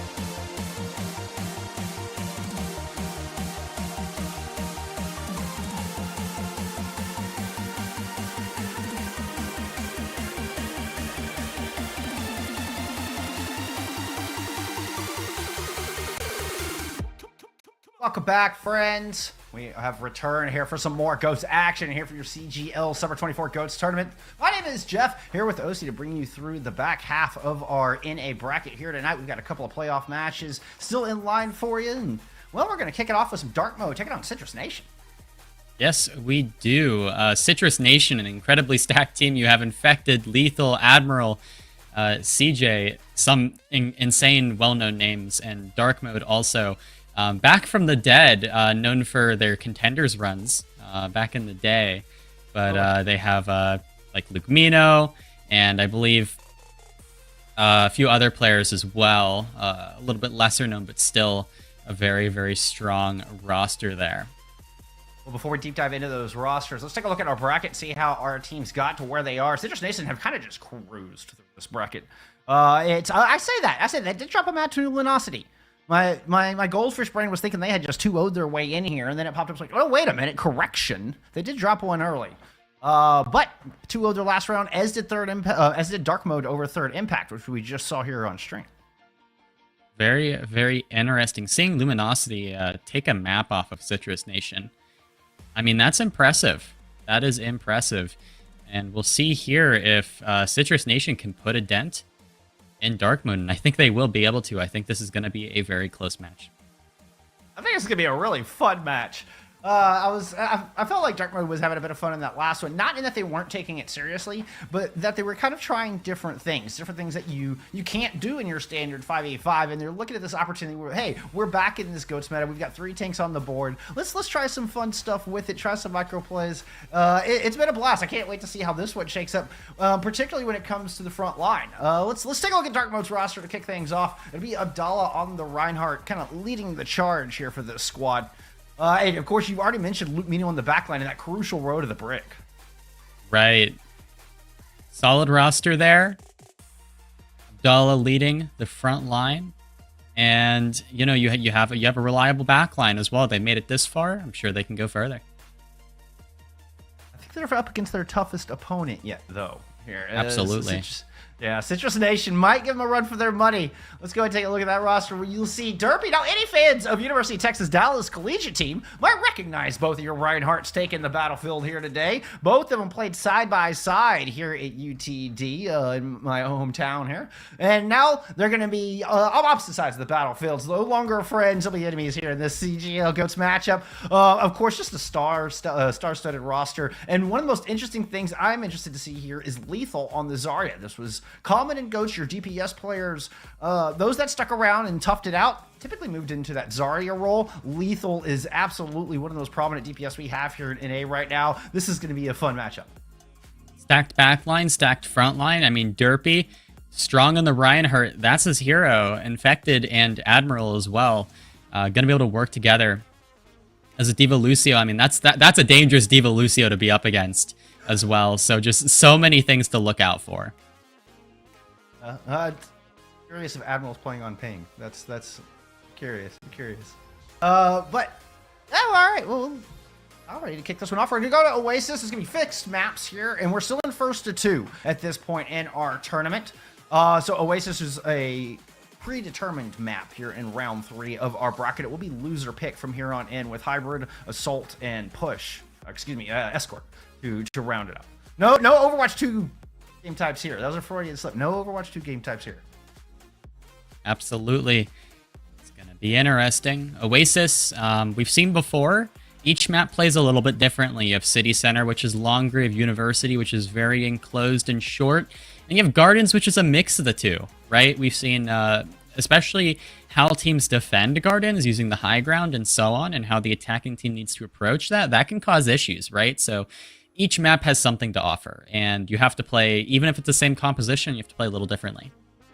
I think Gardens is the most interesting of the 3 submaps, just because of that reason, because that little bit of hybrid of styles between long range poke and then just getting right up in your face, and that pathing and the approach on that map ended up being a big difference maker in our first series that we casted earlier today in EMEA, which ended up being a very close match. That one submap kind of ended up making a difference throughout the series. We'll see who kicks it off strong in the first to 2. Obviously, you win control, and you're halfway there. You're already at match point. Absolutely. And here we will begin on Oasis. Both teams, GOATS. And we'll see in a moment which submap we have. I have an idea. I gotta apologize in advance. It'll be Gardens. It took me forever to switch from saying Citrus Nation over to saying Citrus Nightmare once Nightmare bought the brand. And I kept kicking myself in the face because I kept saying Citrus Nation instead of Citrus Nightmare. And I know I'm going to screw it up the other way now. Now they're back to Citrus Nation. So if you hear me say Citrus Nightmare, just ignore it. I've just thrown that out disclaimer right now. Okay, please. I'm sorry. We'll move forward. All right. It will be Gardens. As you said, one of the more interesting of the submaps. We'll see what each team does, and it looks like it's going to be a hookah rotation initially. Battle over the high ground. And this is always interesting first fight up close and personal. It doesn't feel that close quarters because you don't have a roof over your head, but this is a tight little hallway essentially. Both of our brawl counts kind of going head to head. In fact, I'm trying to play in the offing a little bit, but does get kind of scared off and forced back up to the high ground. Citrus Nation does maintain the power position throughout this, though, and it's up to Dark Mode to make a move. Austin trying to do that, but Pipe Bomber gets caught in the back. As soon as Dark Mode made a move, Derpy came down the stairs, and the rest of Citrus Nation came with him with a hail of fury. Citrus Nation, I feel, played that quite slow, quite patient. Derpy didn't swing much. And I feel like that paid off, playing more for CJ, playing more for Lethal. Lethal 60% to the Grav now, and Danny is also quite ahead on the rally, right? So Citrus Nation have the option to play first if they would like to. Going into this next fight, we'll see where CJ is set up in a moment, but it looks like it's just going to be a fight over hookah here. We're going to get right into this face, up close and personal, inside hookah for a moment. Okay, Citrus Nation's going to go back out, play around this front corner. Dark Mode trying to swing it wide, see if they can find an opening, but it means Austin kind of got caught out. Yeah, not going to be able to get back to the rest of the team. And a crucial opening pick here for Citrus Nation. The rest of Dark Mode are going to go ahead and try to disengage. And there's the investment. I was wondering if you're going to throw it in. Lethal absolutely will capitalize on that. Might as well. Searching for the Gong of Death. They're going up the spawn door. Solid stagger there, especially killing the Zarya at the end. No charge for Dark Mode going into next fight. They will have every ultimate except for the Diva, though. While Citrus Nation are down to... So Citrus Nation, I expect them to play this a bit slower. They're probably kite out. They want to bait something. They want to get something out. And Dark Mode, they're going to come through main. We'll stop the charge halfway in. Throws down the shadow. Bubble blocks one, but... Unfortunately, Effect is a little too far forward. Transcendence invested everything. 3 ults thrown from Citrus Nation to try to clap back. Dark Mode still holding on to one in their pocket. Nobody has gone down yet. I say that. Danny is the one to fall. Dark Mode finally coming up. Dark Mode finally coming up with the goods. Still a little bit of a Diva duel in the corner. Eventually overwhelming odds favoring Dark Mode. Early kill into the Brig is brutal. You lose a lot of that healing that way. And the Zenyatta going to be staggered at the end now. Lukemino with a third in the fight to finish it off. Lukemino has the rally coming up. Danny is behind on that. No support ultimates for Citrus Nation going into the next fight.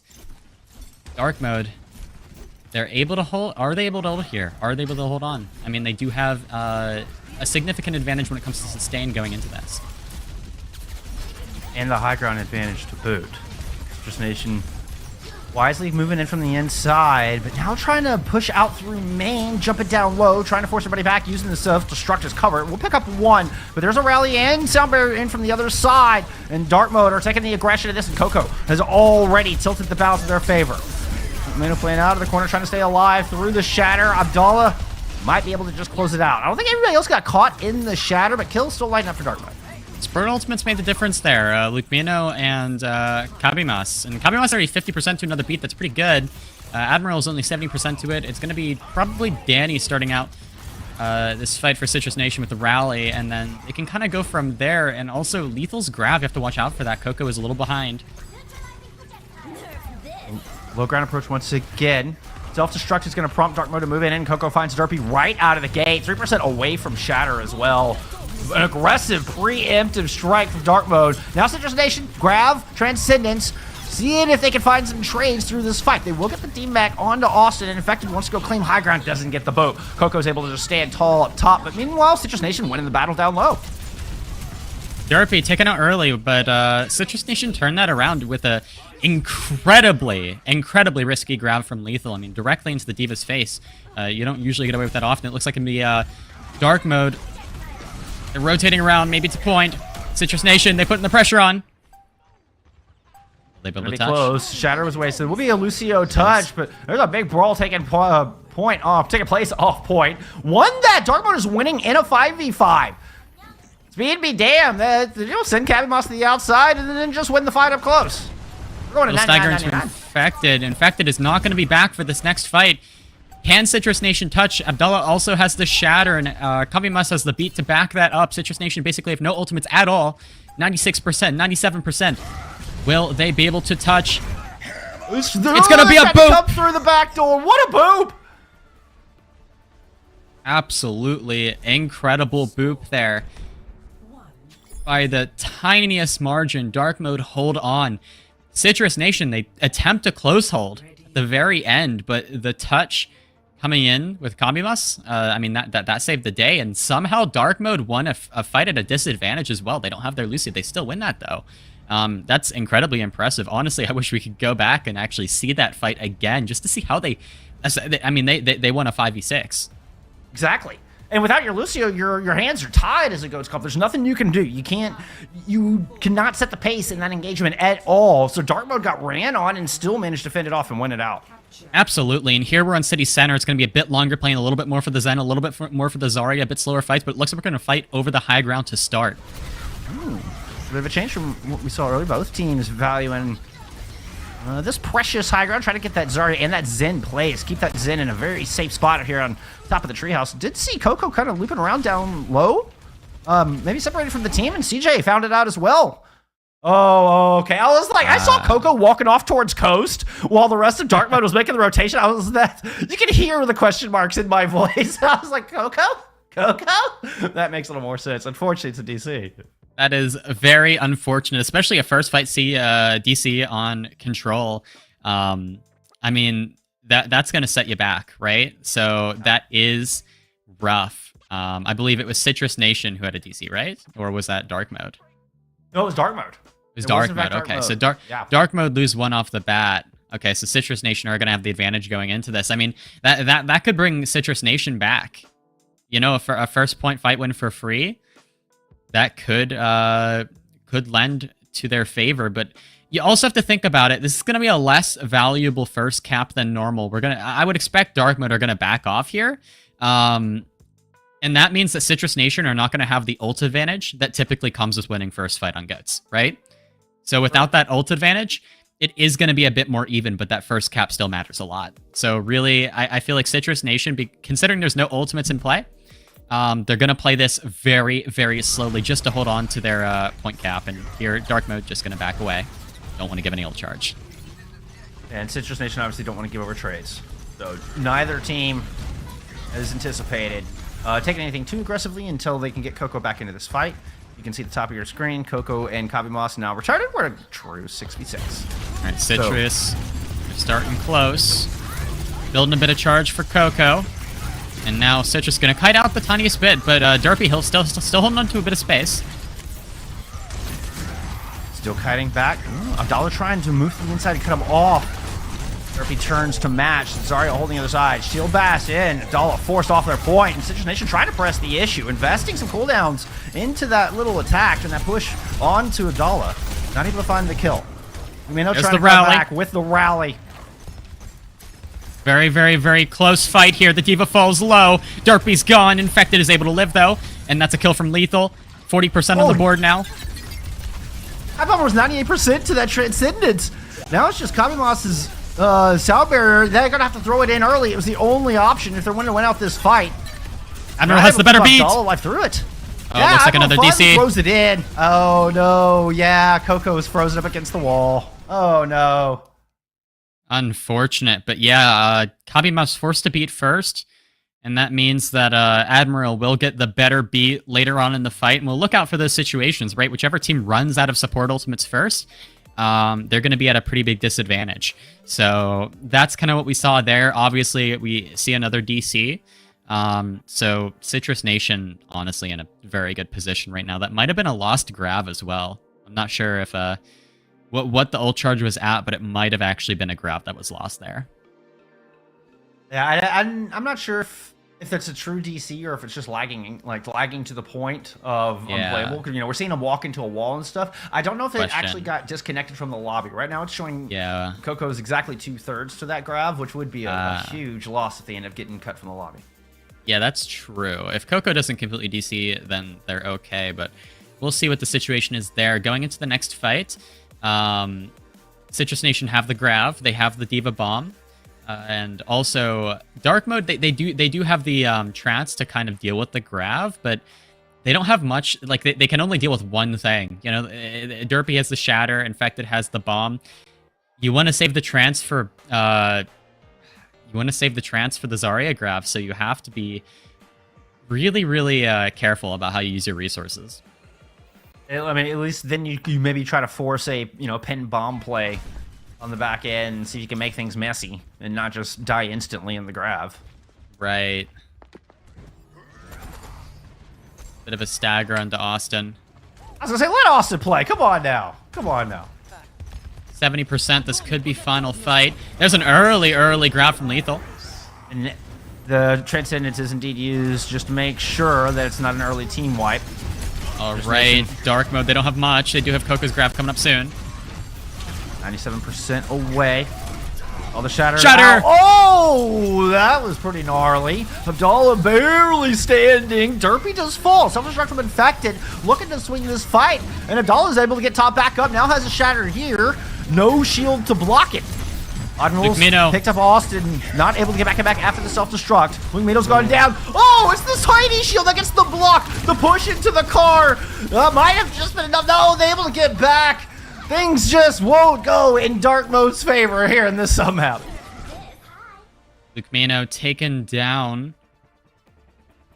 quite early, unable to get the rally off. Kabimas unable to get the beat as well. Unfortunately, with the DCs, Dark Mode kind of struggling to make any progress, losing that first fight and then losing another fight right in between. The DC, I believe, happened at the very end of the fight, but still kind of on the back end there. But we'll see if this next round goes their way. It's going to be University a lot closer. A lot more dependent on the Reinhardt performance as well, right? The Reinhardt and the Brig can do a lot more here. So we'll see what both teams have to offer. Dallas said, is that what 10,000 hours of Ryan looks like? Let me show you 11K. Oh my goodness. I know the banter between these two Reinhardts was going to be good. Abdallah, why weren't you on Diva? All right, it's going to be a battle for high ground here, first fight. Ooh, Rising that's choice an early boom. there. A whip shot from Danny. Infected finds Coco, and one by one, Dark Mode fall. Citrus Nation once again take the first fight. This was Admiral like bait on that. I felt like Admiral played the far outside of Coast as kind of to try to bait into position, and then Danny gets the whip shot. That's funny. That's funny. Okay, it's going to be a cap here from Citrus a little bit later than they might have wanted. There we go. This team's playing slow around the corner. Oh, big push in from Darpy, charging all the way into the back line. Dark Mode trying to fend off the rest of the team. They're not able to do so. Abdallah falls as the floodgates just crack open. And it's a scramble to disengage. No mech for Austin, trying to get that back. There's the rally from Danny. They're going to continue to push here. Coco's fallen quite low. Coco's won. The charge is gone. Citrus Derpy Nation, now has can they a Shatter disengage? online. Positioned right in front. There's no bubbles to worry about. Okay. I thought they might just continue. Oh, no! Oh, there it is! That got all five that were alive and standing. Oh, now everybody's just having a little kumbaya back in spawn. Derpy telling Abdallah to get back on Diva. Admiral and CJ, they have their ultimates. Dark Mode have all three support ultimates, though. They're going to be able to out-sustain Citrus even, with Danny not having the rally. Oh, aggressive bomb. Coming lost. Good to get around the corner. Abdallah finds Derpy right out of the gate, fighting a little revenge for that smack talk in chat. Sound barrier from Dark Mode, and they need to make good on it. Abdallah shall puts the hammer down. Saw quite a few people hit the dirt, and there goes the kill feed. All right, Dark Mode, they take their first fight here. 66% on the board for Citrus Nation. Dark Mode, though, they've used the rally, they've used the beat. Oh, it's going to be a stagger on the Derpy. Why was Derpy there? What's going on? Oh, well, with the grab, the Coco. Derpy says, oh no, but now Coco's dead. What is going on here, Osi? Oh my goodness, the overextension, the overconfidence for Dark Mode. They get the kill on Derpy. They're like, okay, let's keep going. Let's keep going. And now it's a back and forth 5v5. Both teams, they're kind of lacking ultimates. It's really a neutral here. I mean, the rally, this is a strong rally, remember, y'all. And Danny still, like, has been sitting on 99 forever. Oh, here we go, the push, and Abdallah just gets mowed down. Oh, my goodness. Oh, rip Reinhardt. Oh, somebody's playing tap somewhere. That was nasty. All hail our fallen soldier.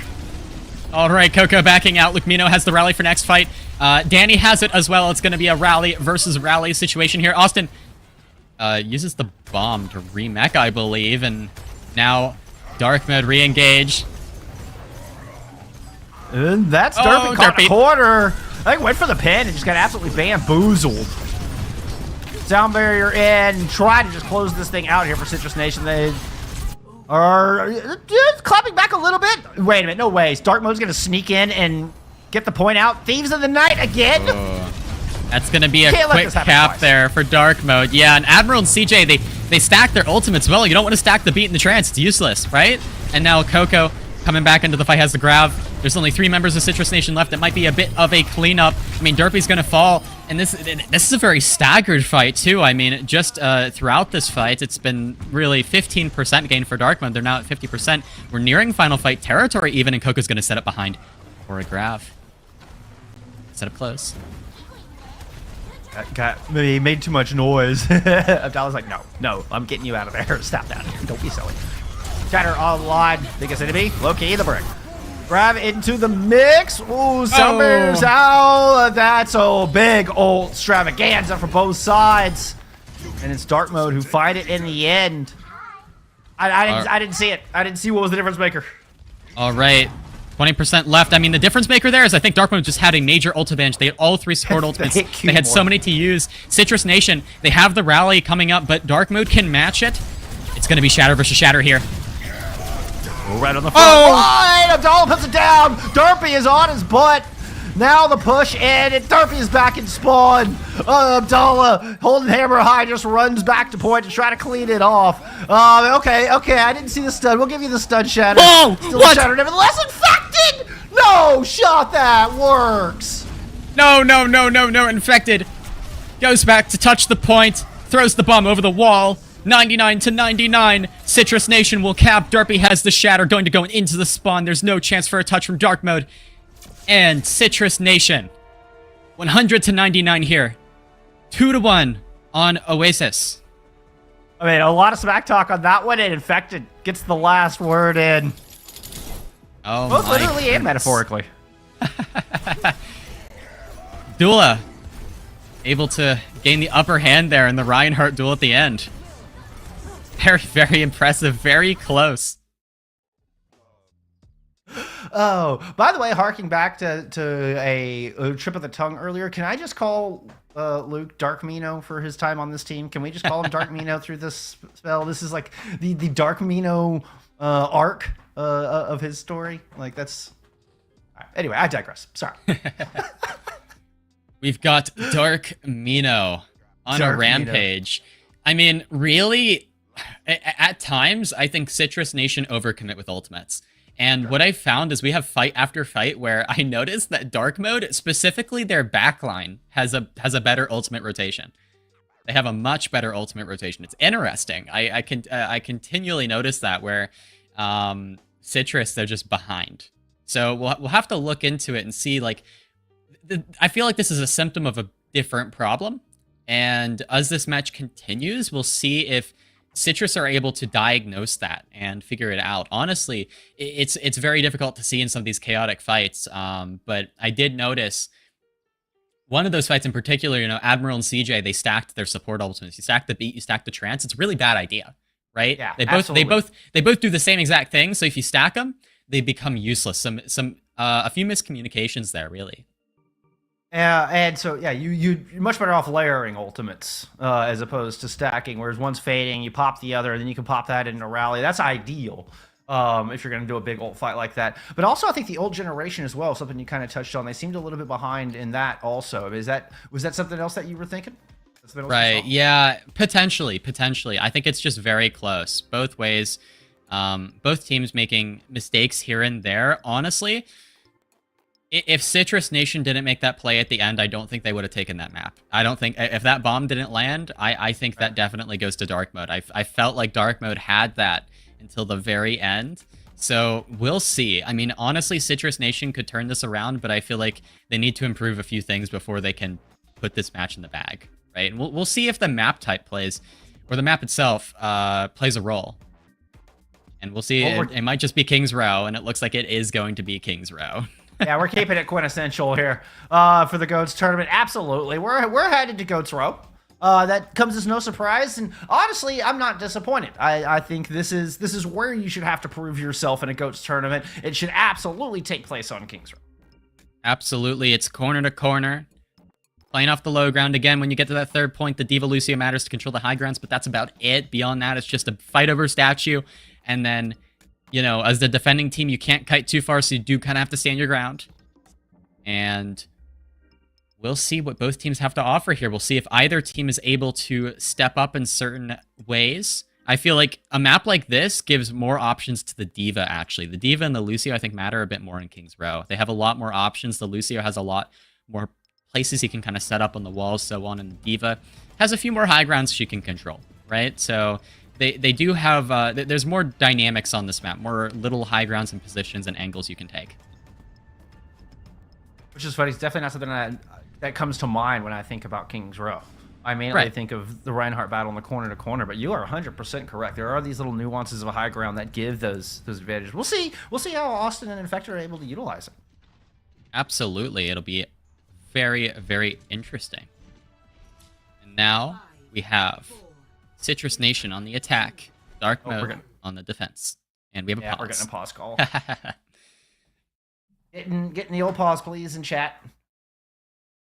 I'm not sure what caused that. It was just called by one of the teams. I mean, who knows? Yeah, fundamental King's Row. It's fundamental GOATS Overwatch. Like, that's, and especially between these two teams, like, if we didn't already have a storyline brewing between these two Reinhardts, now we put them in King's Row. And that's, you know, we can talk all the analytics we want, but the just the fanboy of Overwatch in me just wants to see the two Reinhardts just go bash each other on King's Row. Like, that's just that's where my heart lies. I'm not gonna lie to you. Derpy and Abdallah, they're going at it. They're going at it in match chat as well. It's heated. It's getting heated. Honestly, I am quite entertained. It feels like a bit of a ranked game almost. An old-fashioned ranked game between two Reinhardts. Which Reinhardt will come out on top? Two former teammates, no less. Two former teammates for a collegiate squad. You know, both tank players back in Overwatch 1 days. I'm pretty sure they were playing together. That was, man, Louis was still playing with him at that point. Louis was King Reinhardt, but has since graduated in the short, you know, in the what is it? Is it the Honor and Glory short? Louis would be the old man that's kind of passing the baton along to Derpy and Abdallah. Louis would be that character in this story arc. So exactly. I think Derpy and Abdallah are arguing to figure out who is actually Reinhardt. It's like we have two twin Reinhardts fighting for Dad's attention. Right. Dad being the Louis character in this narrative that I've just made up. I'm digging deep there in the lore. I'm digging deep in the lore here, so let's get into it. Let's get into it. German Engineering versus German Engineering. Both teams will fight over statue here. Early presence from Lethal's poking from the outside. Doesn't swing too wide. Oh, but Infected makes an aggressive move to try to get a little bit of space, and it pays off. That was a high-risk play. Easily got demaxed. But doesn't look like Citrus Nation is able to get much off of it. Dark Mode is kind of trying to close off their exit and prevent a disengage. Pipe Bomb's able to get a pick through all of this kind of jockeying around the center statue. Derpy eventually does fall there from the Babe. And this should be a fight win, but with Pipe Bomber down, perhaps a chance for Citrus Nation to clap back in a moment. There goes Infected, and now Pipe Bomber needs to get back, so it will be a bit of a taxi there from Kabimas. Dark Mode need to play patiently. Citrus are going to take a bit of space early. Lethal, 63% now to the grab, and all right, the Zenyatta's back. It's now an even 6v6. Goes Derpy right up to the front corner and try to take that final hotel positioning. That's Graviton Surge out from Coco, 30% ahead on the other side. Sound Barrier, fortunately, available from Admiral. And a big pit into the Kabimas back. is the better beat, though. Kabimas can use the beat here. It can be a re-engage. Here it is. They're going to move layered in. after that rally. Beautifully done there from Dark Mode. Can they find anything with it? They're still getting pushed out. They're still being forced off the point. And Transcendence from CJ's good. And Admiral's got a pick. Lethal throws in the Graviton Surge. And that is first point done for Citrus Nation. Great grav. Good bit of ebb and flow there. And Dark Mode, they got the better beat, but they did not have the Transcendence ready to match CJ's, right? So it's really just ultimate, and then no response available for the Transcendence. Citrus Nation will cap 4 minutes and 30 seconds to cap this second point. And now Dark Mode are back. Very aggressive push in to try to take Bookstore as the Shatter puts Abdallah down. Transcendence is late. Oh, and Pipe Bomber might even got caught off the rest of the team. I feel like they're lucky to even get it out of that one alive. Kabimas not so lucky. Austin might end him staggered. Oh, nope. It's not going to be a stagger. Citrus Nation going to continue to push the card here. Austin has the bomb. Abdallah has the Shatter. You could go for a bomb Shatter here. Derpy doesn't have his Shatter. Used it previously. And Danny is stuck on Carts, the payload princess. Hey, it's good news for Abdallah. That's public enemy number 1 out of the way for that Shatter, but Graviton Surge kicked things off here from Coco. They have to sacrifice themselves to it. It's 2-for-1 trade favoring Citrus Nation. They are entrenched deep into the Foundry. Can Admiral escape, though? Gonna be able to try and back out. Realizes the brig is in the way. The Diva and the Lucio in the back line. They will be able to escape. There's a trans. Why are we transing? What are we what's going on? Okay, anyways, CJ trying to help his team out, but in a very interesting way, the Diva might still lose mech. Okay. In fact, it is just going to barely be able to hold on. Rally was already used by Luke Mino, so no rally available. Lethal is close to the grav. Grav now online, as we just immediately right on the corner, so it can't get eaten up. And Danny is just going to batter down one. Everybody looks caught. Austin cannot escape. The pitiful few from the pilot Diva. Oh, a DMAC from Coco with a shining light. Gonna get a little DMAC there, but Coco only able to get a bit of ult charge off that. That's it. In fact, it's gonna fall off the map. Danny's gonna follow for some reason. And now Pipe Bomber has a trance. Admiral has the beat. It's gonna be a trance versus beat situation. Kabimas will probably get the better beat, so Dark Mode have an advantage for support ultimates going into this fight. Nation playing a bit of the mind games. Slow down, wait for reinforcements. You see that battle for the high ground. Infected has it early. Close to the bomb. Derpy's looking for it. Place to use. Yeah. Oh, there's the bomb. Looking for that Shatter. There's the Shatter. There's the Shatter. Oh, it's gorgeous. Lumino turned around to block the bomb. Gets shattered in. Derpy goes pitted way into the back. Oh. And the Transcendence was used. Now layered with the sound barrier. And Derpy might be in a little bit of trouble, but damage just isn't quite there. Dark Mode was down. Coco just now making it back into this fight. CJ still has the trance as well. I mean, look at that. I don't think there's much that Dark Mode can do here, but if they hit a good Shatter onto the Zen, it could make the difference. Throws it down, is able to get the brig with it, and he falls. CJ's gonna go ahead and pop that Transcendence anyway. I don't know about that one. It's Graviton Surge, now there's nothing to defend against it. I see a lot of low health bars. Grab from Lethal to try to counter back some. Self-destruct in.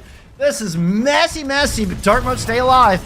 A perfect Shatter from Abdallah. That did actually hit CJ, and what that meant was that Danny could be taken down before the trance could come through, and Danny was close to rally, right? That's key, and Lethal's going to lose charge here. 2 minutes and 47 seconds remaining. Dark Mode are going to set the tempo. They're going to play aggressive. They're going to continue to push up and up. Okay, Abdullah's going to back off now. Danny has the rally. Luke Mina has the rally as well. Kabimas ahead on the beat. And Derpy was saying they're gonna teach Abdallah how to set tempo. Dark Mode have got it here. Let's see what they do with their triple support ult advantage. All right, Little Dark staggered, Mode. slow push in. Yep, they're trying to take a bit of space, but they can't. Abdullah's taking a lot of damage. There's the Shatter, misses. Does still draw the Transcendence from the other side. Sound barrier right on top. CJ is gonna drop this one in and try to push back. Shatter from Abdallah found Danny. Yeah, I mean, it's the only one. The Transcendence keeps Danny alive through it. Now, in fact, he's able to pick up one. Oh, and Coco taken for a ride all the way into the back of point C. All right, in fact, it still has the bomb here, but that's about all that Citrus have. Dark Mode, unfortunately, they don't have much. Oh, I mean, Coco can work to build a Grav here, but in a contest situation, that's not super useful. Now, Infected might be afraid to bomb straight away, though, because of that Grav very close. Oh, there's... Oh, the charge! Oh!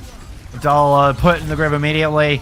Austin booped off the side. There's only Coco standing here for dark mode tanks, and they are looking low. Lethal melting through the rest of the opposition. This is going to be quite the time bank here for Citrus Nation. Absolutely beautiful attack from Citrus Nation. 1 minute and 22 seconds. They won't need to play for a draw. It'll now be up to dark mode to attack. Dark mode, they turned things around on that third point, though. They did put up quite the fight. But in the end, Citrus Nation do cap all 3 points. Yeah, it could have been a lot worse. Citrus Nation hit the Foundry with a ton of time and a ton of momentum to boot. So, yeah, good on dark mode to kind of steal back some of that tempo that Derpy was bragging about, and at least get the clock down as low as they did. This is winnable. This is winnable if you're a dark mode fan out there. Don't worry. Absolutely winnable for dark mode. Time bank isn't unbeatable. Probably just going to be a fight over statue for our first fight, as always. And we still, I think the support ultimates and the ult economy has been more even throughout this map as well. I feel like both teams on even footing. The shatters have mattered a lot as well. I feel like Abdallah sometimes is in awkward positions. Derpy takes advantage of that. Like in the last fight with the charge, or on second point early on with the shatter. So we could also look out for that, right? Abdallah sometimes gets a little too overconfident in awkward positions, and Derpy sees it. I mean, it's an easy mistake to make, right? I mean, you've got to make a play. You've got to take space. You got to assert some dominance. That's part of the fun here between these two. But it's are you able to toe that line? Can you recognize that delicate balance? And now Abdallah has a task before them, down 0-1 in the series. And you've got to cap all 3 points here. Oh, great bubble. Pin, counter pin right out of the gate. And Derpy wins the trade of the Reinhardts. What a great bubble from Lethal there to prevent the charge damage from Abdallah. And with that, Citrus Nation are able to burst Abdallah and take that first fight. It's going to be a bit of match chat there. Please stop inting for me from Derpy. That's rough. Yeah, this is really just a 1v1 between the Reinhardts. There's a lot of other supporting characters here in this narrative. I think that's what's going on, at least in Abdallah and Derpy's mind. Absolutely. Lethal far ahead on grab charge, already 73%. Here's the engage. Abdallah falling look low. at The boop! Push. Abdallah's very low. Infected is way out of position. Got shoved behind enemy lines. Now, Graviton Surge not built up. Lethal not able to close the rest of that distance with the sound barrier out. Lumino finds Derpy. And this attack is in full swing the other direction. Citrus Nation get punished for their hubris. Absolutely. Infected too far. I feel like Infected misjudged that fight there. Thought they were going to cross the wall, continue to go, but they did not. And Lethal was unable... Oh, hello? CJ? CJ? CJ? This is the second questionable transcendence of this map from CJ. That's interesting. Dark mode and Citrus Nation, they're both approaching their shatters. That's always a bit of a wild card here in this composition. Austin! Where's Austin? Ooh, getting a little aggressive, thinking they had a self-destruct. Honestly, I can't believe you were able to get back in back. Transcendence has to be popped from Pipe Bomber. And that shatter, that one doesn't get blocked. Danny falls. Dark mode continue to roll forward with a bit of steam. Oh, Abdallah! A little ride battle. Oh, a grab! Abdallah! What a grab! Gets bailed out by Coco on that one. What a grab indeed. Danny, this code sucks in match chat after getting discorded and solo shattered. That's it was the code, man. It was the code. It was the code. It was the code. Now, Citrus Nation, they're kind of on the back foot now. 4 minutes left for Dark Mode to attack second point. A hefty time bank, but Dark Mode don't really have any ultimates. They have, like, nothing. I mean, Citrus Nation can take this first. They have the rally coming up. They have the beat now. It's going to be a fight with an advantage to Citrus. And what a difficult corner to approach with no ults. Like, at this point in your trek through King's Row, this is not the corner you want to go into dry. Oh my goodness. Here comes the self-destruct over the top. And Danny's already picked up Luke Mino, even without it. I think forced into a difficult position there. Coco's isolated on the right. They're chasing Coco. Derpy trying to hide inside the pub. Yep, there it is. They're going to find Abdallah. They're going to keep looking for these picks. Coco is behind Derpy right now. Yeah, they're not going to make it. All right, and a stagger.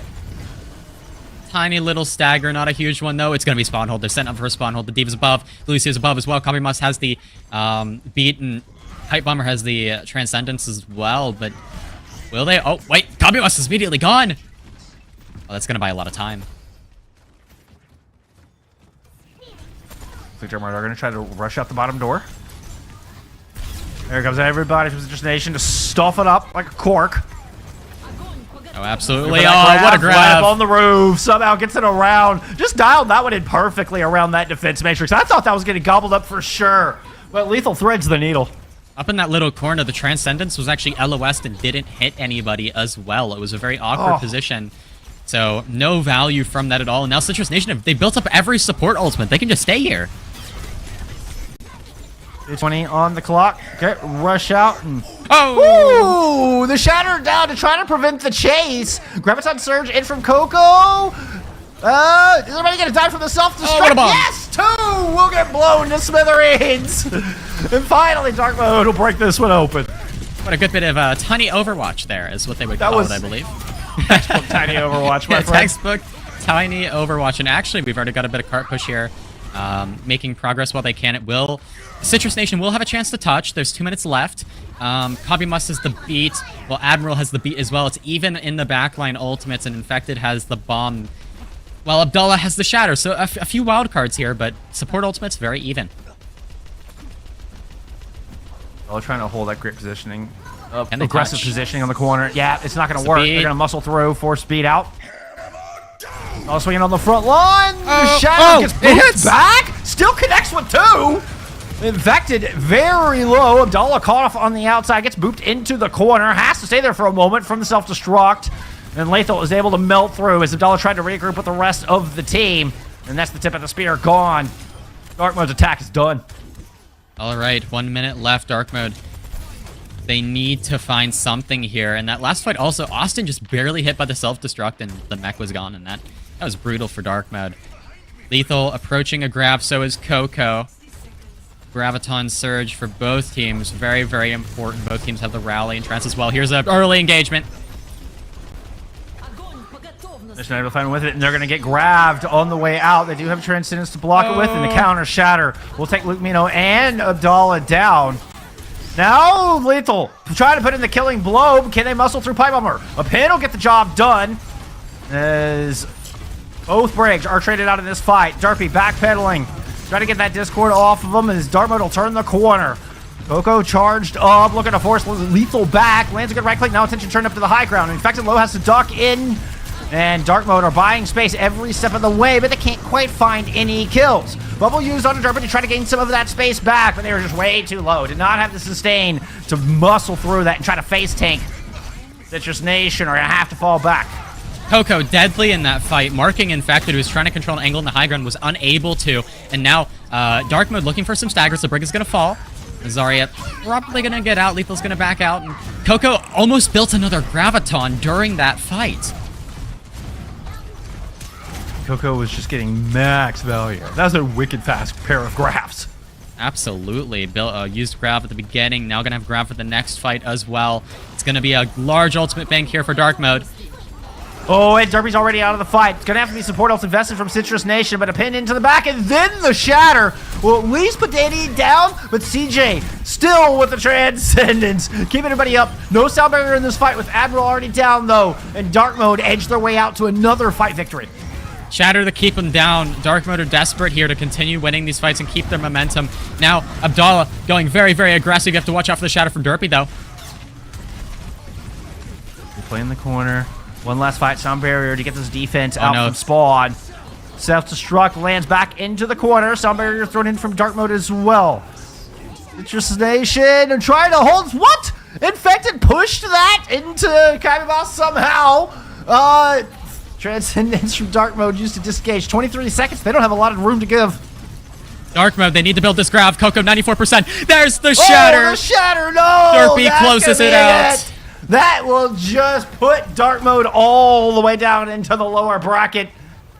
That Well, there you go. An anticlimactic end to what was a very entertaining match, but this timer will fade away. Citrus Nation will move on to your grand finals here for CGL GOATS number 24. Citrus Nation, a stacked roster. Powerful on paper, powerful in effect. We saw, honestly, probably their full potential in a match like this. In a match where, I mean, I would say Dark Mode, their hardest opponent was Citrus Nation, and the same maybe goes for Citrus, although, you know, Citrus were challenged by Luminosity earlier. We'll see. Well, the lower bracket's going to be interesting. We'll see kind of who goes through. We could see Luminosity, we could see Dark Mode in the grand finals. I think either one could go up. Yeah, definitely two of our front runners, and you know what? Maybe we'll get a little bit of a look at them as we still have one more match coming at you tonight. We're gonna take a little quick break, set that up, but when we return, we're gonna go down to the losers bracket and, well, see which team gets to move on and which team has to go home. Don't go anywhere. CGL GOATS will continue after just a few minutes. That was minutes.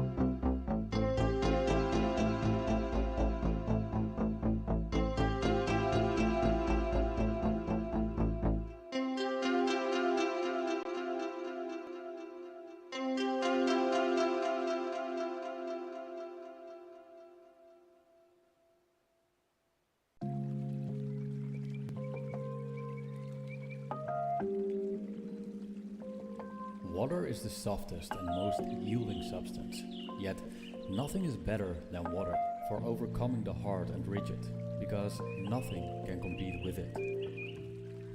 Lao Tzu.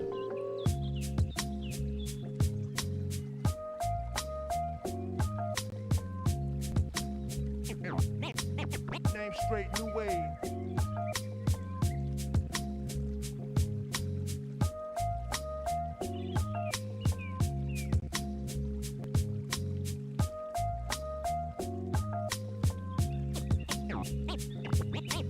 Name straight, new wave.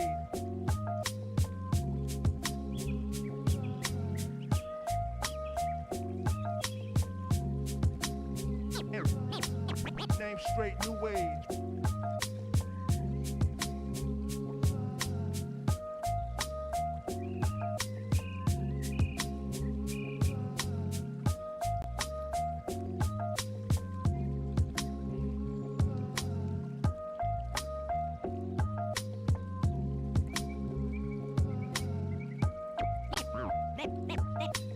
Name straight, new wave.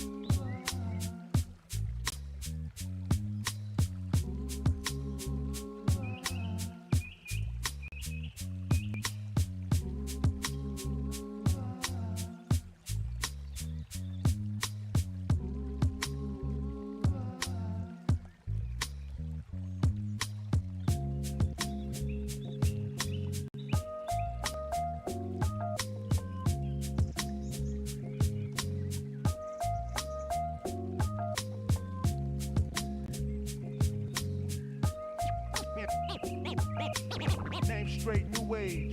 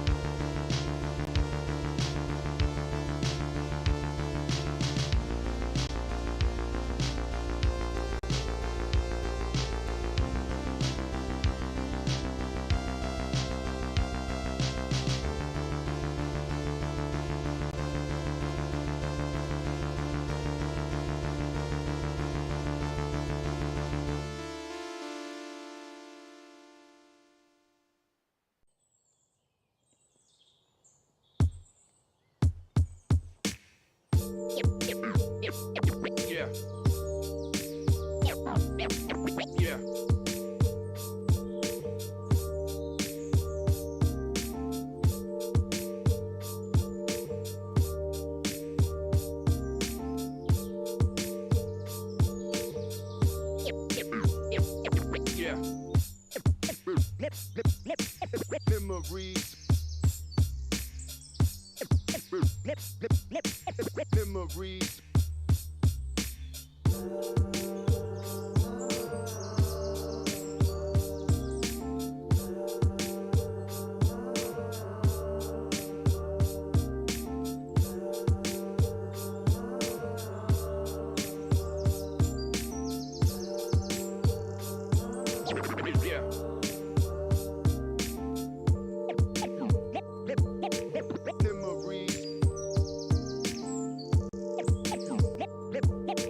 Memories.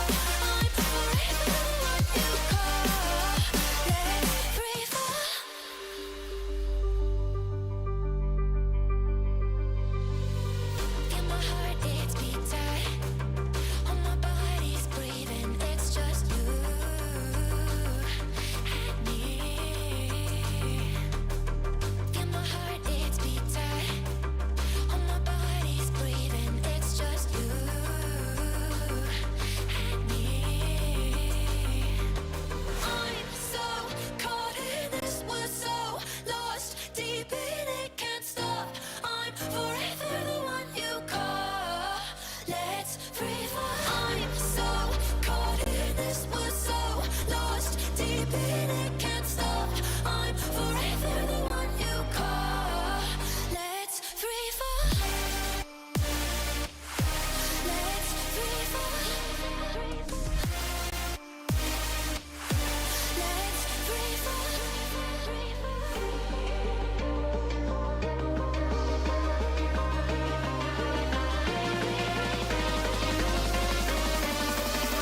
Let's free fall.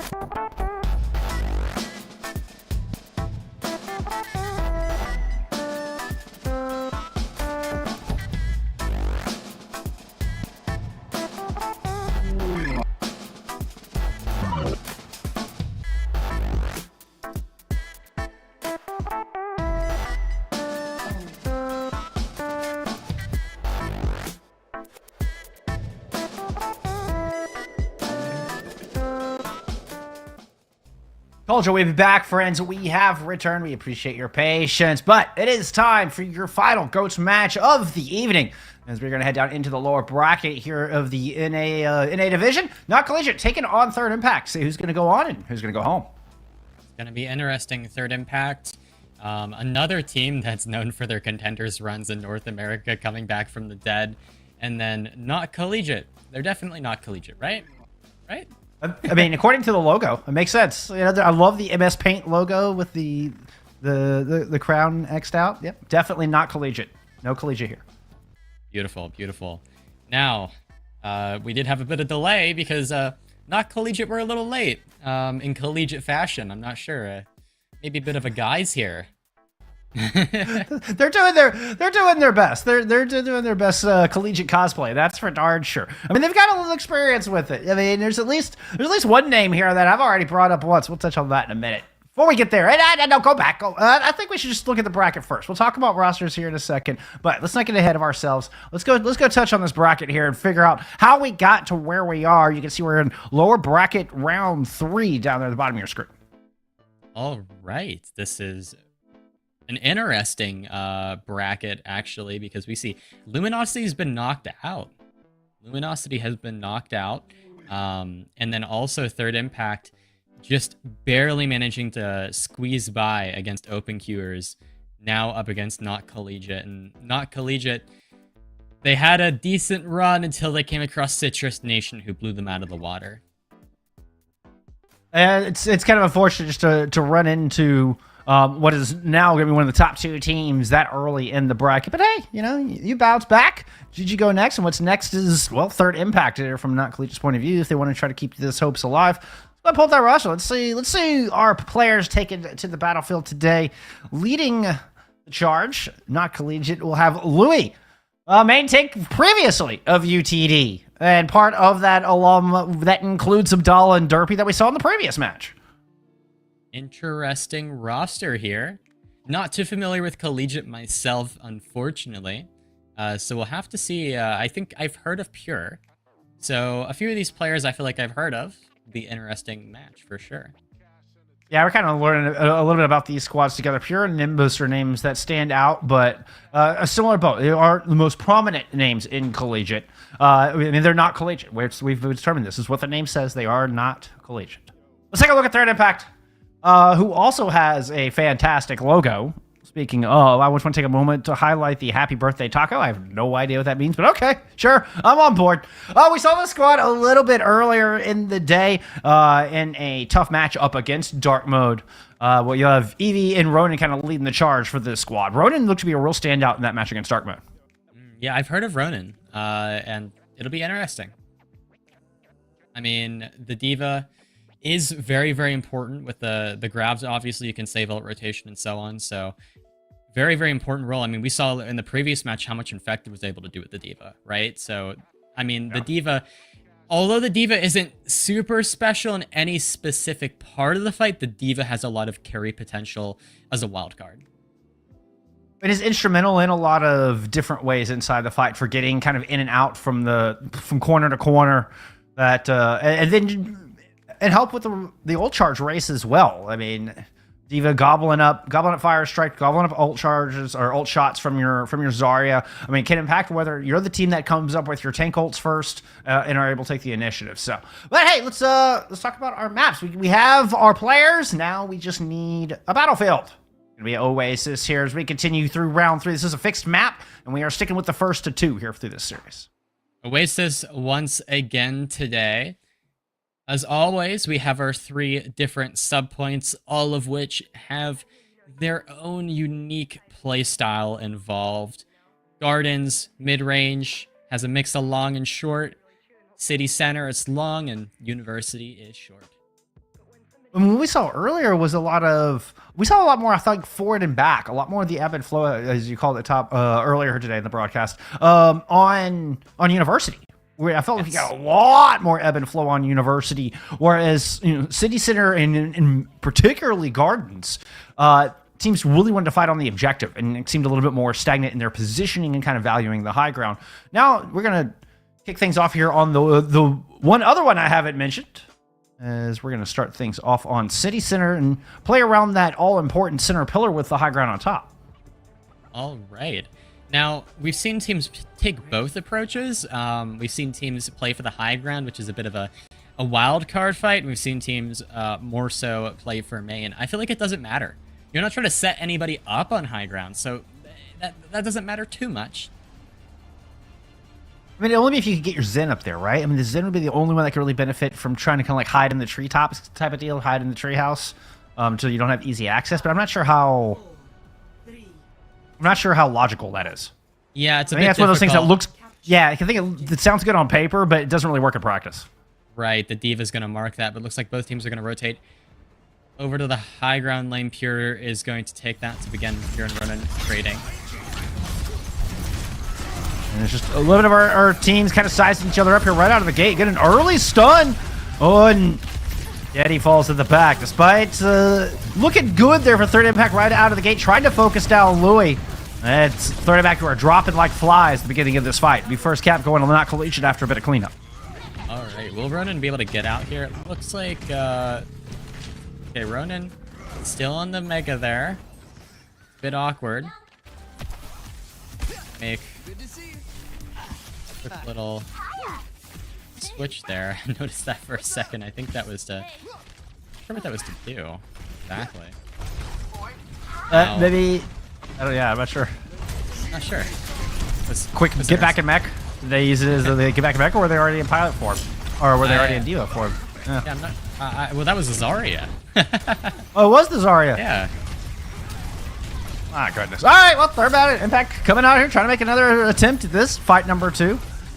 Soundbear, closest thing online for them is they're looking to push around this corner. Difficult to make entrance with Oski kind of playing that wide angle, put a lot of damage down, but Pantera's able to muscle through, take Oski down, and then they're the one Zarya left standing. Bulk of the damage only available here for Third Impact, and they're going to flip this thing right over.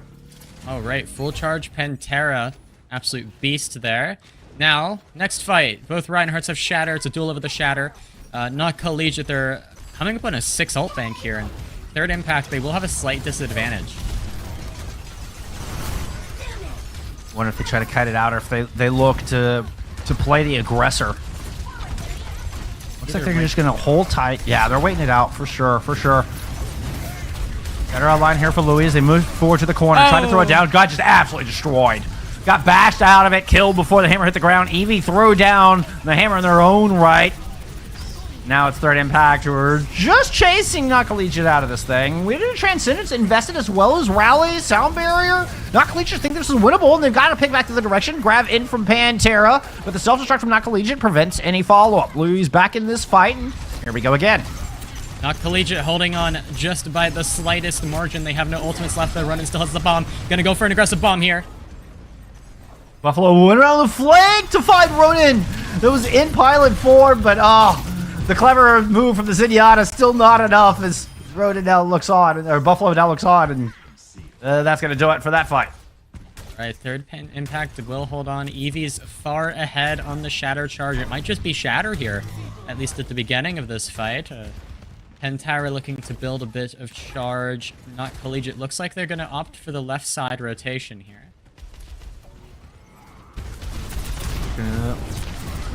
Okay, not gonna go and push Coast. Pantera. Ooh, wow, what a charge in. Buffalo falls on the rotation. It's not clean here from Not Collegiate. As a matter of fact, they're down in this fight with Louis down in the corner. Not able to get the heals. That big wide swing from the left-hand side ends up falling a bit flat here for Not Collegiate. Now they're running out of time. 95% and counting on the board. Very, very scrappy. A swap over to Winston from Louis, and just a desperate attempt to touch there, unable to. That is one of the legal swaps. You can swap the Reinhardt to the Winston, and then you can swap the Zenyatta to an Ana or a Moira. So you do have the 3 variations of GOATs. Interesting. Yeah. There's a whole like flow chart that was made up back in the day that was like Ana GOATs beats Moira GOATs, and Moira GOATs beats Zenyatta GOATs, and then it turns out Zenyatta GOATs just beats everything. Yeah, that's interesting, the slight little variations, but the Winston, I can see that for getting back. And on these flatter maps in general, though, the Winston GOATs probably isn't very good. We're here on University, one of the most enclosed maps, which definitely wouldn't be good for Winston. And both teams, I believe, it looks like Not Collegiate and Third Impact are in the enclosed bottom lane. Not Collegiate with just that little quick jump out of the gate, but here comes Eevee looking to split the pack, goes right into the middle of them. Third Impact kind of trying to divide it and conquer. Had Pure in the corner, but great support, great use of cooldowns. Pure is just dancing around. I feel like they're getting all the attention from the backside. Shield starting to break. Not Collegiate running out of room to work because I feel like their backs are against the wall. Health bars are low on both sides. That one DMAC is the tipping point. Yeah, Pure's gone. Now, Third Impact Are they? Oh, there's the Zenyatta dive. A good bubble, though. Buffalo will fall, and yeah. So will Buffalo, as well as Louis. Just can't hold on. Great aggressive move from Ronin there. I love that flank. Absolutely. A very, very good angle to finish off that fight. I feel like Not Collegiate held on a bit too long. It would have been better for them to just jump off the edge, to be honest, and just take a quick reset. Now they will be coming back close to the rally, but Ninjika is ahead. So really, Third Impact could take the initiative here. Oh, Not Collegiate are just going to bow up and go right at him, even though they're down in the ultimates. Holding at the corner. I think they know something's coming and we're trying to brace for it, but there was just overwhelming force there from Third Impact. As the sound barrier, it looked to be all they needed to win that one out. Very good sound barrier there. Gonna set the tempo, and Not Collegiate just didn't have a chance to respond. They will have all 3 support ultimates now, but Pantera with the Grav can at least force one of them. Oh, aggressive. Self-destruct Buffalo. Oh, the pin in. Buffalo somehow survives through that, and Pantera drops. Now with a +1, here comes Not Collegiate in. Stopped by Shatter. Buffalo ends up falling back on their feet. The Transcendent's still an option in this fight. The rally bolstering just enough for Not Collegiate to move in as Buffalo dodges death again. How many lives does Buffalo have? Is this a Zenyatta or a cat? Buffalo is, yeah, living a bit too long in some of these fights. Very interesting, but really only 1 or I believe 2 ultimates committed for Not Collegiate there. That's not bad, and they're pretty much even with Third Impact still. Oski and Pantera still have the Graviton Surges here, and here's an aggressive bomb play. Oh. Third Impact able to make the read, and they just speed boost right up that stairwell. Now trying to respond with the Graviton Surge. They're going to go and just drop it on the ground. Transcendence in from both of our teams. Lucio on the backside for Brick. Was looking to see if they displaced. I think that was enough. That bopped Ronin into that corner, and they find the pick. Absolutely, Ronin's gone, and now it's going to be continued aggression from Not Collegiate, but they have no more support almost available. Juzu has the beat, so that's dangerous, right? And it looks like Not Collegiate realized they're going to back off a little bit. It's just the beat for Third Impact. That's all they have, and here it is. They're going to go ahead and use it aggressively. It's the right play. Can they execute? They need a kill before these shields fade, and they've got it. Finally able to take down the unkillable Buffalo in the back, but that's a solo shatter on your own Zenyatta. The peel is too good. Third Impact all pile into that room to bail YT out. Gotta love it. Hey, you know what? Sometimes the tanks do show up and peel for supports. It really does happen. Absolutely, and you notice Brick wasn't able to build the beat in time to respond to Juzu's very good aggressive beat. Eevee has the Shatter coming up, and Shatter's very, very easy to use in some of these contest situations. The opposing team is going to be very panicked almost, right? So he's going to have a chance here. Yeah, kind of a damned if you do, damned if you don't situation for Not Collegiate. They try to make their way onto the point. Oh, that's a stun Shatter and a half. And everybody from Not Collegiate is just in tatters. It's a grab here at the very end, a last-ditch effort from Oski to try to swing this back the other direction, but with just them and Pure and the pilot Diva, seems to be an insurmountable task. Third Impact going to close us out here on map 1. I feel like Not Collegiate was not expecting the Shatter there. I don't think they had it on their mind at all, even though I feel like the play was really, really obvious, right? The Reinhardt very, very close alongside the Brigitte, rather than holding point, right? You're playing that very close corner. That's a very aggressive position. That kind of shows that a team wants to go for a play like that, or push further, right? Push around the corner.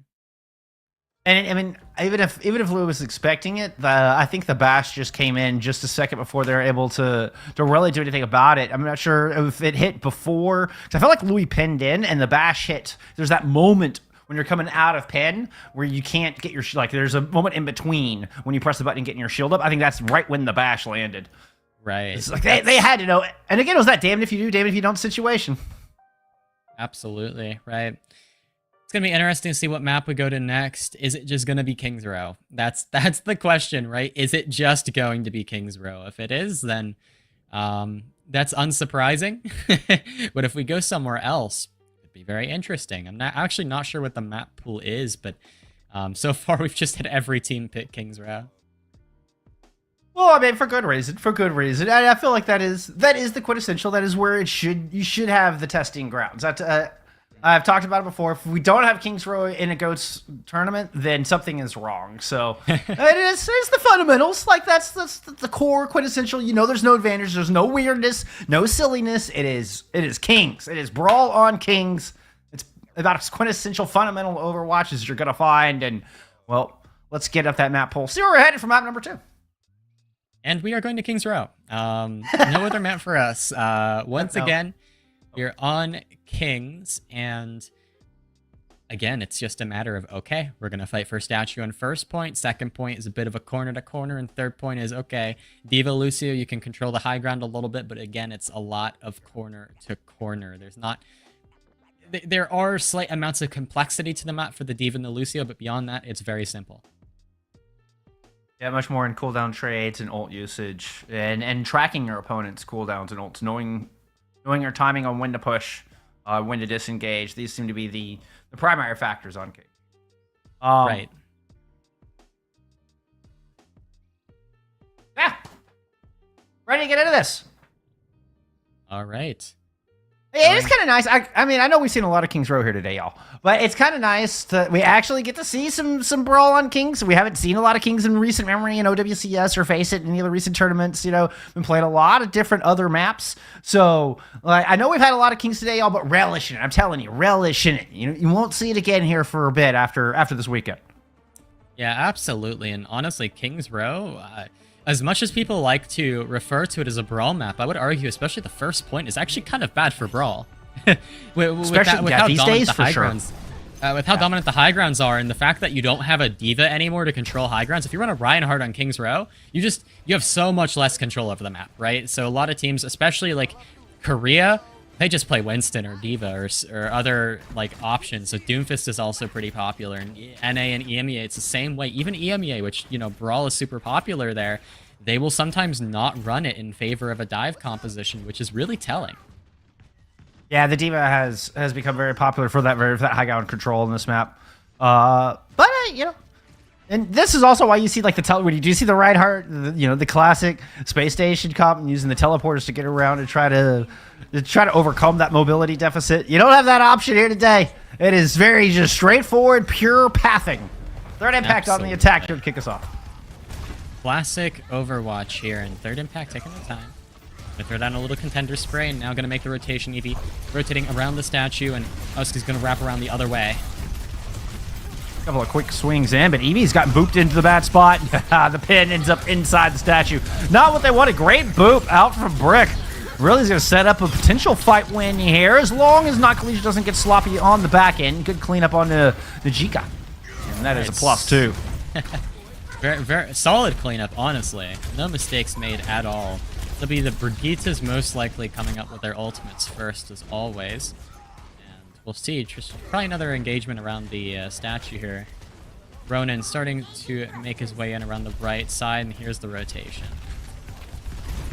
I think that grabbing the high ground and Juzu on statue, Ronan pushing around the far right high ground, really trying to surround Louis, and you can see the result. Louis ends up just taking damage from 6 different angles. There's not enough shielding in the world. There's the go signal with Louis down. Third impact start pushing into the back line and clean off the objective. Not collegiate. I mean, Pure is gone. You can't really attempt a recontest after that. Be a slight stagger there too. Will they try? Oh, they're gonna try. They're gonna beat. This is a 5v6. They're gonna throw in a grab as well, but it got eaten. No! Louis dead on the approach, and the recontest, a high-risk recontest, not gonna work out. Very high-risk recontest. I believe that got the rally out of Najika, though, so it's not completely devalued. The beat wasn't completely wasted, but either way, you know, also Oski having the grab, it's kind of obvious, though, you know, when you're re-engaging like that, you're all walking in, the grab is easy to anticipate in those situations, so you have to watch out for that. Like I said, when a team is recontesting, they're going to get a little desperate, and they're going to use ultimates in very predictable ways and path in very predictable ways. They're trying to take a moment to collect themselves. They don't make the same mistake here on this important hold. Chatter's down, though, and Louis is already feeling the brunt of it. The Transcendence, not in time. Third impact backing up, and they have a Graviton Surge here to to strike back with when they choose. Oh, grab It misses! That is unfortunate. That means that not Collegiate are going to be able to hold on even if they don't have Sport Ultimates. Pure still has the Diva Bomb. Louis very close to the Shatter as well. Oh, that was a golden opportunity for third impact. I mean, yeah, Louis back in this fight. Ooh, you gotta get back on your feet. Sound barrier in from third impact. And not Collegiate trying to disengage away from it. Managed to make it around the corner without losing anyone, and Louis gets the Shatter online. Playing the quarter up against Eevee, a little staring contest around the objective. Self-destruct in the back to try to start things off. Graviton Surge in response here from Not Collegiate. It's gonna be a pin through, but it's too late. Doesn't get it, and then the Shatter gets blocked. Louis gets turned around and regrouped back with the rest of the team. Both teams kind of backing up to their corners now here, OC. Yeah, both teams holding on. Pantera 70% to the grab. That can matter here. Rally and Sound Barrier in from Not Collegiate. And they're going to trade out their tanks. You kind of want to take that trade, though. You got the Rhino on the other side. And third impact continue to disengage. Right, it looks like Not Collegiate will be able to hold on. Playing it slow. Oski actually holding the high ground here. An interesting angle. Buffalo also has the Transcendence here of Juzu catch the beat. Oski, yes, continuing to challenge that high ground. Well, Sound Barrier down low. Oski's the biggest damage dealer on the team and is not really in this fight. Finally drops back down with a Transcendence used to counter the grab, but Brick will fall when it's all said and done. There's a nice little 5 orb into the grab, just to kind of negate all the Transcendence healing. Send Brick back to spawn. Woo! 1 meter away. The Shatter from Eevee finds multiple targets on the opposite side. That's going to be the cap. Louis gonna go off the map, taking Juzu with him. Now, Pure gonna try and get away with the mech, just gonna drop off the map. Goodbye, Pure. And third impact will continue on this third point. 3 minutes and 30 seconds remaining.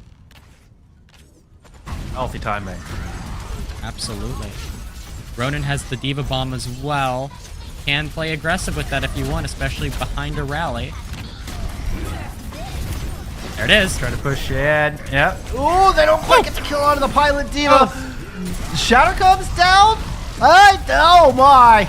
Didn't quite see who that hit, but see third impact lighting up the feed now. We get the Divas. A bit of a 2v1. Ronan finally has reinforcements show up to bail him out of that tiny room.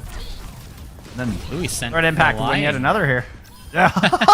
Absolutely sent flying across the map. Does land the Shatter in an awkward position. Pure is still respawning here. Not Collegiate are down one. Oh, this could be brutal. Louis is just gonna... Oh, can Louis live? Miraculously does, but now has a Sound Barrier to contend with and is still trying to find a corner just to duck behind. Settles on the cart and just stands there for a moment. The rally from Nimbus allowed them to take a little bit of the aggro for a moment, but only for a moment. Self-destruct and trying to be in the pressure release valve. Maybe the Sound Barrier will do it here for the defense, but this Graviton Surge is massive. The pit into the back, and Eevee's going to turn around with a Shatter that hits absolutely everyone. Well, everyone except Buffalo. Buffalo was mid-transcendence. Still not enough to save the rest of the team. This is looking like a cap from third impact. One by one they fall. Louis is gone. Brick is gone. The Diva Bomb is out from Ronan, and 151 on the board for third impact. All 3 points captured. 0 to 3. Switching sides. It didn't feel like they were really hung up much at all. Yeah, a little bit on a little bit of a point. Stabilization on point B, but that seemed about it. Point B, yeah. I mean, we saw a fight win on the third, a few on second, but for the most part, not Collegiate. They're on the backhand of this match in general, right? I feel like they need to do something to make a difference here. One thing I am noticing is I think sometimes they're using their ultimates a bit too aggressively in a forward way, right? Like, I noticed Pure aggressive Diva Bombs, probably the most aggressive Diva Bombs that we've seen, but I feel like, you know, throwing the aggressive Diva Bomb out and not really doing much to follow up on it, that's a problem, right? So maybe a bit wasteful in that sense, but you can't throw it and not think about it, right? Especially once your opponent is a bit smarter and able to adapt to that. Gotta have a plan B and a plan C once plan A fails. I think just one good team fight could do it though. Like it wouldn't take much to put some wind in the sails of Not Collegiate. Just need to come out and put together, maybe first 2 tries, try to take point A and move into point B with a little time in the bank, and I think they could be in a good spot. Absolutely. See, YT actually playing off the high ground here. Gonna stay up there. Louis playing extremely aggressively. The charge. The kidnap, trying to just pull somebody from third impact back into their territory, and it ends up working out. Hyper aggressive play, resulting actually in trades. Maybe we're saying working out's a bit preemptive. It's a 4v4 here, still around the statue, but Ronan stayed on the same statue a little bit too long, and eventually Not Collegiate able to one and done this. Absolutely. Oski, very, very strong at the end of that fight, able to burst a D.Va. I mean, there's not much in the way of the Zarya once the Reinhardt has gone. A very aggressive approach from Louis to start this fight, and that's the momentum that Not Collegiate need. I mean, if they can continue to play off of this, that could be great for them. And not just first or second, I mean, absolutely one and done with a quick time bank. Let's kind of get pushed back a little bit. Oh, it feels like they're going to have to charge back to the archway. So giving up a lot of space here just to regroup. Kind of plan for this second engagement. Third impact does have the grab. Yeah, Pantera with the grab here. Can use it on the wall. There it is. Stun barrier perfectly timed from Brick. Pin into the back from Eevee. Can't take it all the way to the wall. No kills come through on the back of that Graviton Surge. So Not Collegiate start to inch forward a little bit. Now have a pocket in their own right. Lloyd picks up a kill, grab right in the middle of everybody. Not Collegiate looking us around, and eventually go through the shielding from the sound barrier and keep moving toward Port B. All right, Not Collegiate take their second fight in a row. Can they keep this up? Juicy used the beat. Brick used it as well. So I think Najika being ahead on Rally here is the one difference in the ult banks. Pantera is also slightly ahead on the graph. So both of those things play into this. I feel like if Louis hits a good shatter here, though, or you play around an aggressive D.Va bomb from Pure, that could work. Oski hiding up top. Okay, Ronan's made that read and has moved up to mark the flank. Well, look at this positioning from the Transcendence. But the shatter from Louis is huge. Yeah, what a combo. Manages to find 2. And the counter punch out of Louis was perfect. All right, I understand Not Collegiate's plan here. I've downloaded it. There's the Shatter Bomb play. Works perfectly, and it plays really into how Pure has been using D.Va bombs so far. Third impact will need to look for that in the future. Now we're on to the third point. As always, a bit of a Lucio D.Va duel over the high grounds, and now Not Collegiate have a bit of a better ult rotation to work with. Oski's even with Pantera on the grab. I feel like grab is the most important thing here. Both Brigitte at the rally as well. And Oski was used theirs much later, so catching up and getting first kill here on the Eevee is just going to put them right on top in that grab race. Ooh, but Louis drops. No Reinhardt's left on the battlefield. Discord on to Najika, and everybody's trying to cancel the Brig and the rally along with it. Does force third impact kind of up into the corner. A lot of space gained here for Not Collegiate, but they're not able to hold on to it. Yeah, that's unfortunate. Pantera also looking for this grab. Here's the re-engage from Not Collegiate. Shatter finds 5 there. Grab wasted from Oski as well. I feel you have to kind of give up that fight. Yeah, it was Najika with the bash that set that one up. Absolutely. What a shatter. What a team play. Now, both teams, they have the Transcendence. They have the beat. There's going to be a lot of sustain on each side. You can't make a mistake. And it is for Not Collegiate, they have a lot of time to work with. Doesn't mean you want to get lots of Dizgul on this. There's that battle for the high ground. Discord have used in that endeavor. Still they're not able to just muscle running off that easily. Third impactor stubbornly sending reinforcements up there. Whoa, Pure! There's the He's going to just throw his self-destruct in from that low angle, but Louis got caught in a Graviton Surge from Pantera amidst that. Now it's just Pure and Oski trying to back out. Wait, yeah, how? Wait, how? Wait. Yeah, 2 off what the a map. punish from Brick! Oh my goodness. Oski close to the grab. That's going to matter here. Third impact have no ultimates. Oski's going to get this first. Louis also very, very close to the shatter. They're going to shove the left spawn room door. Looking for the shatter. Louis gone. Oh, just that was painful to watch. Nimbus is going to fall as well. Third impact managed to come out after that incredible hero play from Brick. Put a stop to the cart. Wow. Just barely able to shut down Louis there. Not Collegiate, slightly too aggressive. Maybe a bit of bubble mismanagement there. But they had the ult bank to win that fight by default. That is a key fight win for Third Impact. Backing up, knowing the Graviton Surge has to be out on the other side. Ronin hiding up top, looking to try to gobble it down. Does eventually have to move back down low. Shatter will go through and hit 4, and Louis is able to get the pin kill onto Eevee. Now move into the back line and clean up those squishies, but another boom! This time onto Louis. Still has enough damage been done.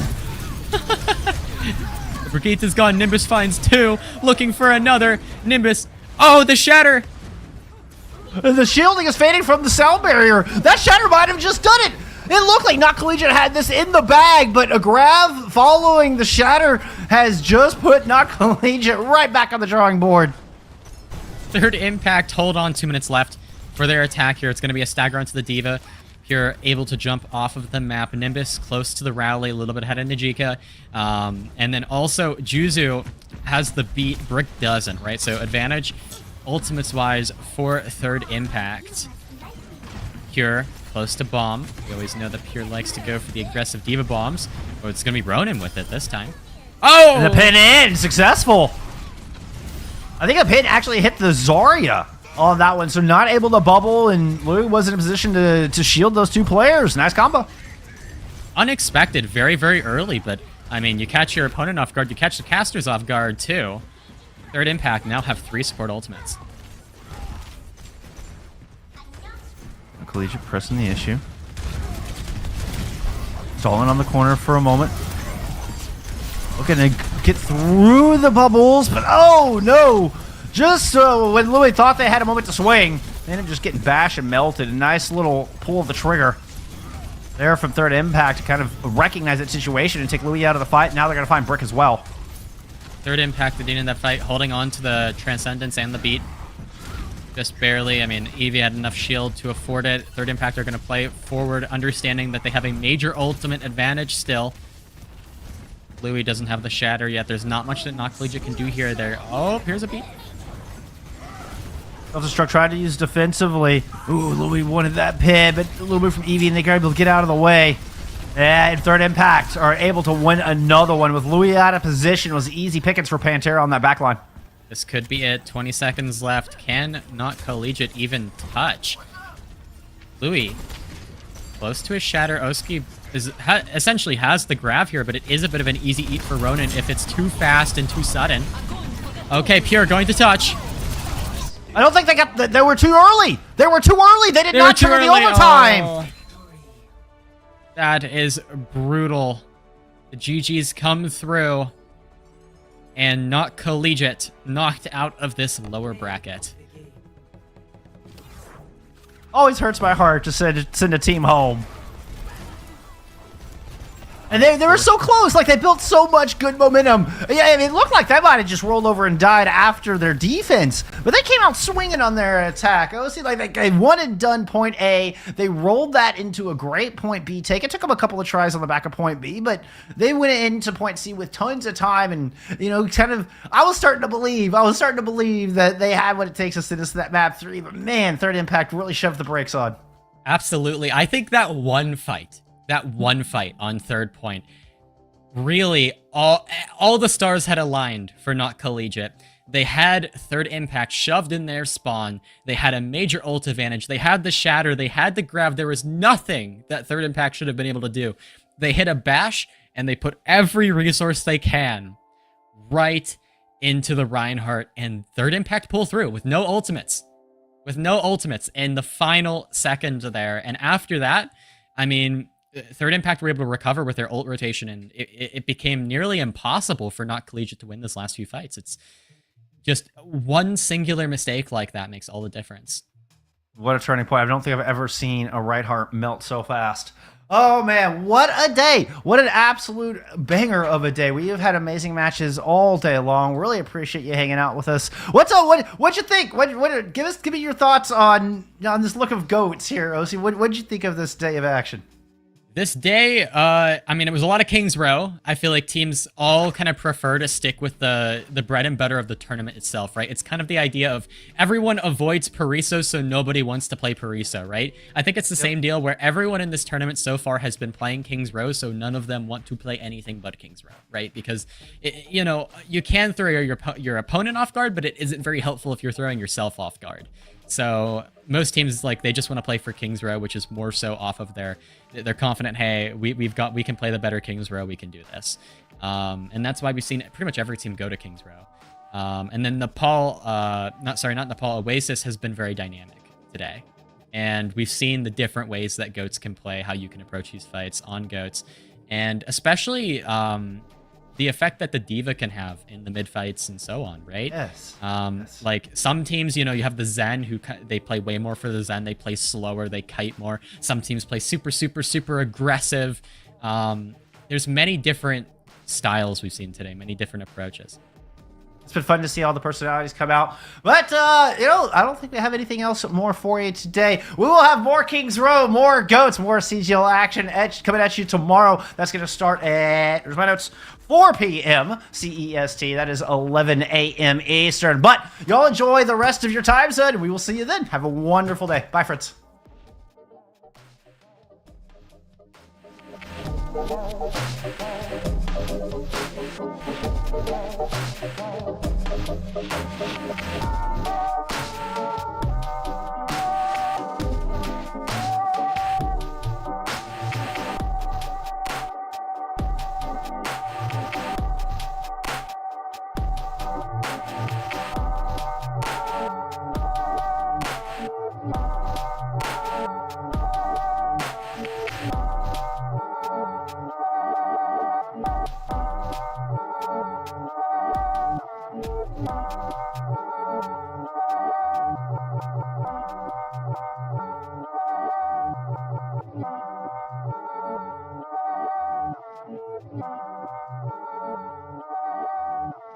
Yeah.